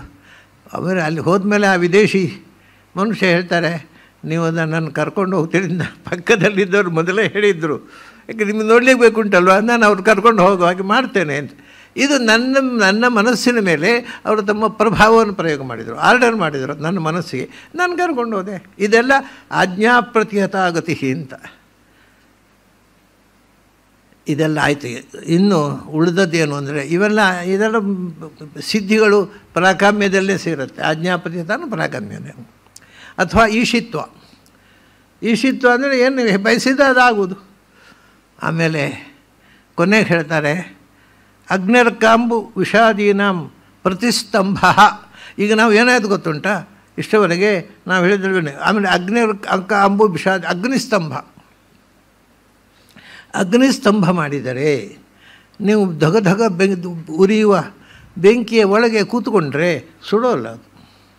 ಅದರ ಆ ವಸ್ತುವಿನ ಶಕ್ತಿ ಸ್ತಂಭನ ಮಾಡೋದು, ಅದು ಸುಡುವುದಿಲ್ಲ. ಹೋಗಿ ಸುಮ್ಮನೆ ಕೂತ್ಕೊಳ್ಳಿ. ನೀವು ನೀರಿನ ಒಳಗೆ ಯಾಕೆ ಕೂತ್ಕೊಂಡ್ರೆ ಅಷ್ಟು ಆರಾಮಾಗಿ ಬೆಂಕಿ ರಾಶಿಯಲ್ಲಿ ಹೋಗಿ ಕೂತ್ಕೊಳ್ಬೋದು. ಈ ಬೆಂಕಿ ಮೇಲೆ ನಡೆಯುವುದೆಲ್ಲ ಉಂಟಲ್ಲ, ಕೆಲವು ಭೂತಸ್ಥಾನಗಳಲ್ಲಿ ಈಗಲೂ ಮಾಡ್ತಾರೆ. ಅದು ಮೈಂಡಿಗೆ ಮೆಸೇಜ್. ಅದು ನೀವು ಮೈಂಡಿಗೆ ಈ ದೇವರ ಸನ್ನಿಧಾನದಲ್ಲಿ ನಾನು ಬೆಂಕಿ ಮೇಲೆ ನಡೆದರೆ ನನಗೇನೂ ಆಗೋಲ್ಲ ಅಂತ ತಿಳ್ಕೊಂಬಿಟ್ರೆ ಅದು ಸುಡುವುದೇ ಇಲ್ಲ. ಅದು ಅವನ ಮನಸ್ಸು ಅದನ್ನು ನಂಬಬೇಕು. ಮತ್ತು ಈಗ ಏನಾಗುತ್ತೆ ಅಂದರೆ, ಈಗೆಲ್ಲ ಬುದ್ಧಿಜೀವಿಗಳು ಅದೆಲ್ಲ ಭ್ರಮೆ ಅಲ್ವಾ ಅಂತ ಹೇಳಿ ತಲೆಗೆ ತುಡಿಸ್ಬಿಟ್ಟು, ಈಗ ತುಳಿದರೆ ಬೆಲೆ ಆಗುತ್ತೋ ಇಲ್ಲೋ ಗೊತ್ತಿಲ್ಲ, ಅದು ಅದೃಷ್ಟವಾಗುತ್ತೆ. ಅಂದರೆ ನಮ್ಮ ನಂಬಿಕೆಯನ್ನು ಈ ಥಿಂಕರ್ಸ್ ಇದ್ದಾರಲ್ಲ ಅವ್ರು ಕೆಡಿಸಿಬಿಟ್ರು. ಕೆಡಿಸಿದ್ದರಿಂದ ಈಗ ಕಾಲಿಟ್ಟರೆ ಸುಡುತ್ತೆ. ಯಾಕೆಂದರೆ ಇವನಿಗೆ ಅದು ಹೋದರೆ ಸುಡುತ್ತೋ ಇಲ್ಲೋ ಗೊತ್ತಿಲ್ಲ, ನೋಡುವ ಅಂತ ಹೋಗ್ತಾನೆ, ಸುಡುತ್ತೆ. ಆ ಕನ್ವಿಕ್ಷನ್ನು, ಮನಸ್ಸಿನ ಕನ್ವಿಕ್ಷನ್ ಉಂಟಲ್ಲ, ಅದೊಂದು ನಿರ್ಣಾಯಕ. ಈ ದೇವಸ್ಥಾನದಲ್ಲಿ ಬೆಂಕಿ ಉಂಡೆ ಮೇಲೆ ನಡೆದರೆ ನನಗೇನೂ ಆಗೋದಿಲ್ಲ ಅಂತ ಒಂದು ಕನ್ವಿಕ್ಷನ್ ಹೋದರೆ ಸುಡುವುದೇ ಇಲ್ಲ ಅದು. ಇದೆಲ್ಲ ಇವತ್ತಿಗೂ ನಡೆಯುವಂಥ ಪ್ರತ್ಯಕ್ಷದ ವಿಷಯಗಳು. ಅಗ್ನಿಸ್ತಂಭ ಅಂತ ಹೇಳ್ತಾರೆ ಇದಕ್ಕೆ.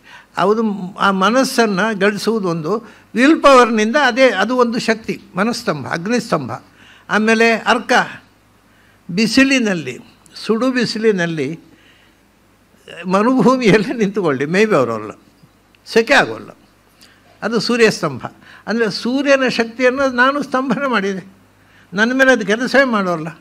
ಬೆಂಕಿಯ ಹಾಗೆ ಅಂಬು ನೀರಿನ ಒಳಗೆ ಹೋಗಿ ಕೂತ್ಕೊಂಡ್ರೆ ಉಸಿರುಗಟ್ಟಿ ಸಾಯ್ತಾನೆ ಮನುಷ್ಯ. ಇವನು ಆ ನೀರನ್ನು ಸ್ತಂಭನೆ ಮಾಡಿಬಿಟ್ರೆ, ದುರ್ಯೋಧನ ಜಲಸ್ತಂಭನ ಮಾಡಿ ಕೂತ ಅಂತ ಮಹಾಭಾರತದಲ್ಲಿ ಬರುತ್ತಲ್ಲ, ಅದೇ ಮಾಡಿದ್ದವನು. ಜಲಸ್ತಂಭನ ಮಾಡಿ ಒಳಗೆ ಕೂತ್ಬಿಟ್ಟ. ಒಳಗೆ ಕೂತರೆ ಅವನು ಸಹಜವಾಗಿ ಇಲ್ಲಿ ಮಾಡಿದ ಹಾಗೆ ಉಸಿರಾಡ್ತಾ ಕೂತಿದ್ದ, ಏನೂ ಆಗಲಿಲ್ಲ ಅವನಿಗೆ. ಇದಕ್ಕೆ ಜಲಸ್ತಂಭ ಅಂತ ಹೇಳ್ತಾರೆ. ಇದು ಬೇರೆ ಬೇರೆ ಶಕ್ತಿಗಳು. ಇದು ಅಗ್ನಿಸ್ತಂಭ, ಆಮೇಲೆ ಸೂರ್ಯಸ್ತಂಭ, ಜಲಸ್ತಂಭ. ನಾಲ್ಕನೇದು ವಿಷಾಧೀನ, ವಿಷಸ್ತಂಭ. ವಿಷ ಹಾಕಿದಂಥ ಆಹಾರವನ್ನು ಸೇವಿಸಿದರೆ ಏನೂ ಆಗೋಲ್ಲ. ಆ ವಿಷದ ಶಕ್ತಿಯನ್ನು ಸ್ತಂಭನ ಮಾಡೋದು. 4 ಆಯ್ತಲ್ಲ, ಇದು 4 ಬೇರೆ ಬೇರೆ 18 ಶಕ್ತಿಗಳಲ್ಲಿ. ಆಮೇಲೆ ಆದಿ ಅಂತ ಅದೊಂದು ಹೇಳಿಲ್ಲ, ಇನ್ನೂ ಒಂದು ಉಂಟು ಅಂತ. ಅದು ಯಾವುದು ಅಂದರೆ, ಒಬ್ಬನ ಶಾಪ ಅಥವಾ ಕತ್ತಿ ಹಿಡಿದು, ಆಯುಧ ಹಿಡಿದು, ಶಸ್ತ್ರ, ಅಸ್ತ್ರ, ಶಾಪ, ನಖಕ್ಷತ, ಹಲ್ಲಿನಿಂದ ಕಚ್ಚಿ, ಅಥವಾ ಈ ಪ್ರಾಣಿಗಳು ಮಾಡ್ತಾವಲ್ಲ ಈಗ, ಹಲ್ಲಿನಿಂದ ಕಚ್ಚಿ ಸಾಯಿಸೋದು, ಉಗುರಿನಿಂದ ಪರಿಚಯ ಸಾಯಿಸೋದು, ಅಥವಾ ಮಂತ್ರ ಪ್ರಯೋಗ, ಏನು ಕೃತ್ರಿಮ ಪ್ರಯೋಗ ಅಂತ ಹೇಳ್ತಾರಲ್ಲ, ಮಂತ್ರ ಪ್ರಯೋಗದಿಂದ, ಶಾಪಾದಿಗಳಿಂದ ಒಬ್ಬರನ್ನು ಸಾಯಿಸು. ಇದು ಇಲ್ಲಿ ಆದಿ ಶಬ್ದದಿಂದ ಹೇಳಿದ್ದು. ಅದು ಸೇರಿಸಿದ್ರೆ ಮಾತ್ರ 18 ಆಗೋದು. ಈಗ 16 ಆಯಿತು. ಇದು ಆದಿ ಶಬ್ದದಿಂದ ಹೇಳಿದ್ದು 17. ಏನು ನೀವು ಶಾಪ ಹಾಕಿದ್ರೆ ತಟ್ಟೋದೇ ಇಲ್ಲ ಅವನಿಗೆ. ಅದು ಶಾಪಸ್ತಂಭನ. ಶಸ್ತ್ರಾಸ್ತ್ರ ಸ್ತಂಭನ. ಆಮೇಲೆ ನೀವು ಮಂತ್ರ ಪ್ರಯೋಗ ಮಾಡಿ ಮಾಟ ಮಾಡಿದರೆ ಮಾಟಸ್ತಂಭನ. ಅದು ಎಲ್ಲೊಂದು ಸಂಭ್ರಮ ನನಗೆ ತಾಗದಂತೆ ಮಾಡ್ಬೋದು. ಇದು ಒಂದು ಶಕ್ತಿ. ಇದೆಲ್ಲ ಆದಮೇಲೆ ಕೊನೆಗೆ ಇದು 17 ಆಯ್ತು. ಇಲ್ಲಿಗೆ ಆದಿ ಶಬ್ದ ಸೇರಿಸಿದರೆ 18ನೇದು ಅಪರಾಜಯ ಅಂದರು. ಅಗ್ನಿರ್ಕ ಅಂಬು ವಿಷಾದೀನಾಂ ಪ್ರತಿಸ್ತಂಭ ಅಪರಾಜಯ. ಕೊನೆಯದ್ದು ಅಪರಾಜಯ. ಅಪರಾಜಯ ಅಂತಂದರೆ ಇನ್ನೊಬ್ಬರ ಕೈಯಲ್ಲಿ ಸೋಲದೇ ಇರುವುದು. ಎಲ್ಲಿ ಹೋದ ಸೋಲುವುದಿಲ್ಲ ಅವನು. ಅದು ವಾಕ್ಯಾರ್ಥ ಆದರೂ ಸರಿ. ವಾಕ್ಯಾರ್ಥದಲ್ಲಿ ಕೂತ್ರೆ ಇವರೇ ಗೆಲ್ಲೋದು, ಹೋರಾಟಕ್ಕೆ ಹೋದರೆ ಇವರೇ ಗೆಲ್ಲೋದು. ಯಾವುದೇ ವಿಷಯ ಇರಲಿ, ಅವನೊಟ್ಟಿಗೆ ಸ್ಪರ್ಧೆ ಮಾಡಿದರೆ ಗೆಲ್ಲುವುದವನೇ. ಅವನು ಸೋಲುವುದೇ ಇಲ್ಲ, ಪರಾಜಯವೇ ಇಲ್ಲ ಅವನಿಗೆ. ಇದಕ್ಕೂ ಒಂದು ನಿಯಮ ಹಾಕ್ತಾರೆ. ಇದು ಮನುಷ್ಯರ ನಡುವೆ ಅಪರಾಜಯ. ಇನ್ನೊಬ್ಬ ಮನುಷ್ಯನ ಹತ್ರ ಸೋಲಿಸ್ಲಿಕ್ಕೆ ಆಗೋದಿಲ್ಲ. ಅವನು ದೇವತೆಗಳು ಸುಲಭವಾಗಿ ಸೋಲಿಸ್ಬೋದು. ಆ ಶಕ್ತಿ ಇಷ್ಟೇ. ಅವನು ಮನುಷ್ಯರ ಕೈಯಲ್ಲೂ ಸೋಲುವುದಿಲ್ಲ, ಯಾವ ಮನುಷ್ಯರಿಗೂ ಬಗ್ಗೋದಿಲ್ಲ. ಅವನು ಅಷ್ಟು ಶಕ್ತಿಯನ್ನು ಬೆಳೆಸಿಕೊಳ್ಬೋದು. ಇದು 18 ಸಿದ್ಧಿಗಳ ಬಗ್ಗೆ ಭಾಗವತದಲ್ಲಿ ಕೃಷ್ಣ ಕೊಟ್ಟಂಥ ವಿವರಗಳು. ಇದು ಅನೇಕ ಇವತ್ತಿಗೂ ಇದೆ. ಕೆಲವು ಹೋಗಿದೆ, ಕೆಲವು ಇದನ್ನು, ಯಾಕೆಂದರೆ ಪರಗಾಯ ಪ್ರವೇಶ ಇದೆಲ್ಲ ದುರ್ಲಭ ಈಗ. ಮತ್ತು ಕೆಲವು ಶಕ್ತಿಗಳನ್ನು ಈಗಲೂ ಕೂಡ, ಮತ್ತು ಹಿಮಾಲಯದಲ್ಲಿರ್ತಕ್ಕ ಯೋಗಿಗಳು ಕೆಲವು ಶಕ್ತಿಗಳನ್ನು ಈಗಲೂ ಅದನ್ನು ಉಳಿಸಿಕೊಂಡಿದ್ದಾರೆ. ಎಲ್ಲ ಅವರಿಗೂ ಆಗೋಲ್ಲ.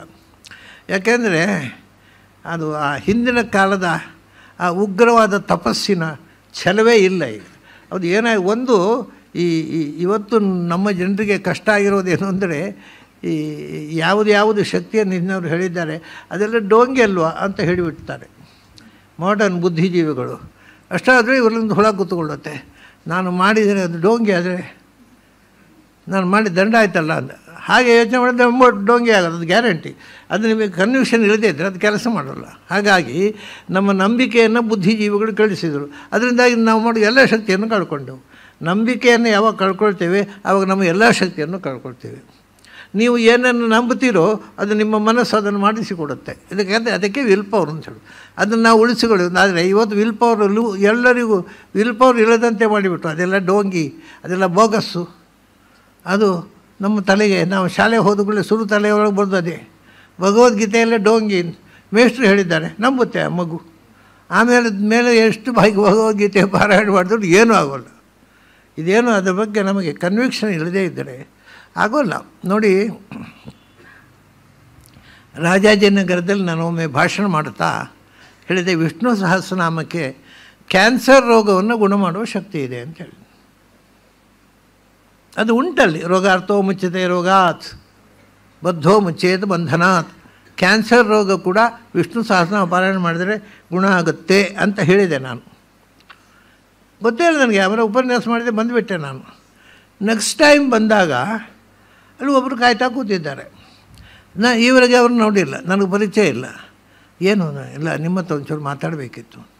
ನಾನು ಹೇಳಿದೆ, ನಾನು ಏನು ನೋಡಿ ಬಂದ ಕೂಡಲೇ ಉಪನ್ಯಾಸ ಡಯಸಿಗೆ ಹತ್ತೇನೆ. ನಾನು ಇಲ್ಲಿ ನೋಡ್ತೀನಿ ನೀವು, ನಾನು 6:15 5 ನಿಮಿಷ ಇರುವಾಗ ಅಲ್ಲಿ ಒಂದು ಸ್ವಲ್ಪ ಉಸಿರಾಟ ಜಗೆ ಪರಿಹರಿಸಿಕೊಡು 2 ನಿಮಿಷಗಳು ಇರ್ತೇನೆ, ಡಯಸ್ ಹತ್ಬಿಡ್ತೇನೆ. ಆಗಲೂ ಹಾಗೆ ಟೈಮ್ ಆಗಿದೆ, 6:30 ಆಗಿದೆ. ಅವ್ರು ನಿಮ್ಮ ಹತ್ರ ಮಾತಾಡಬೇಕಿತ್ತು ಅಂತ. ನಾನು ನಿಮ್ಗೆ ಗೊತ್ತಿಲ್ಲ, ಅರ್ಥ ಇಲ್ಲ.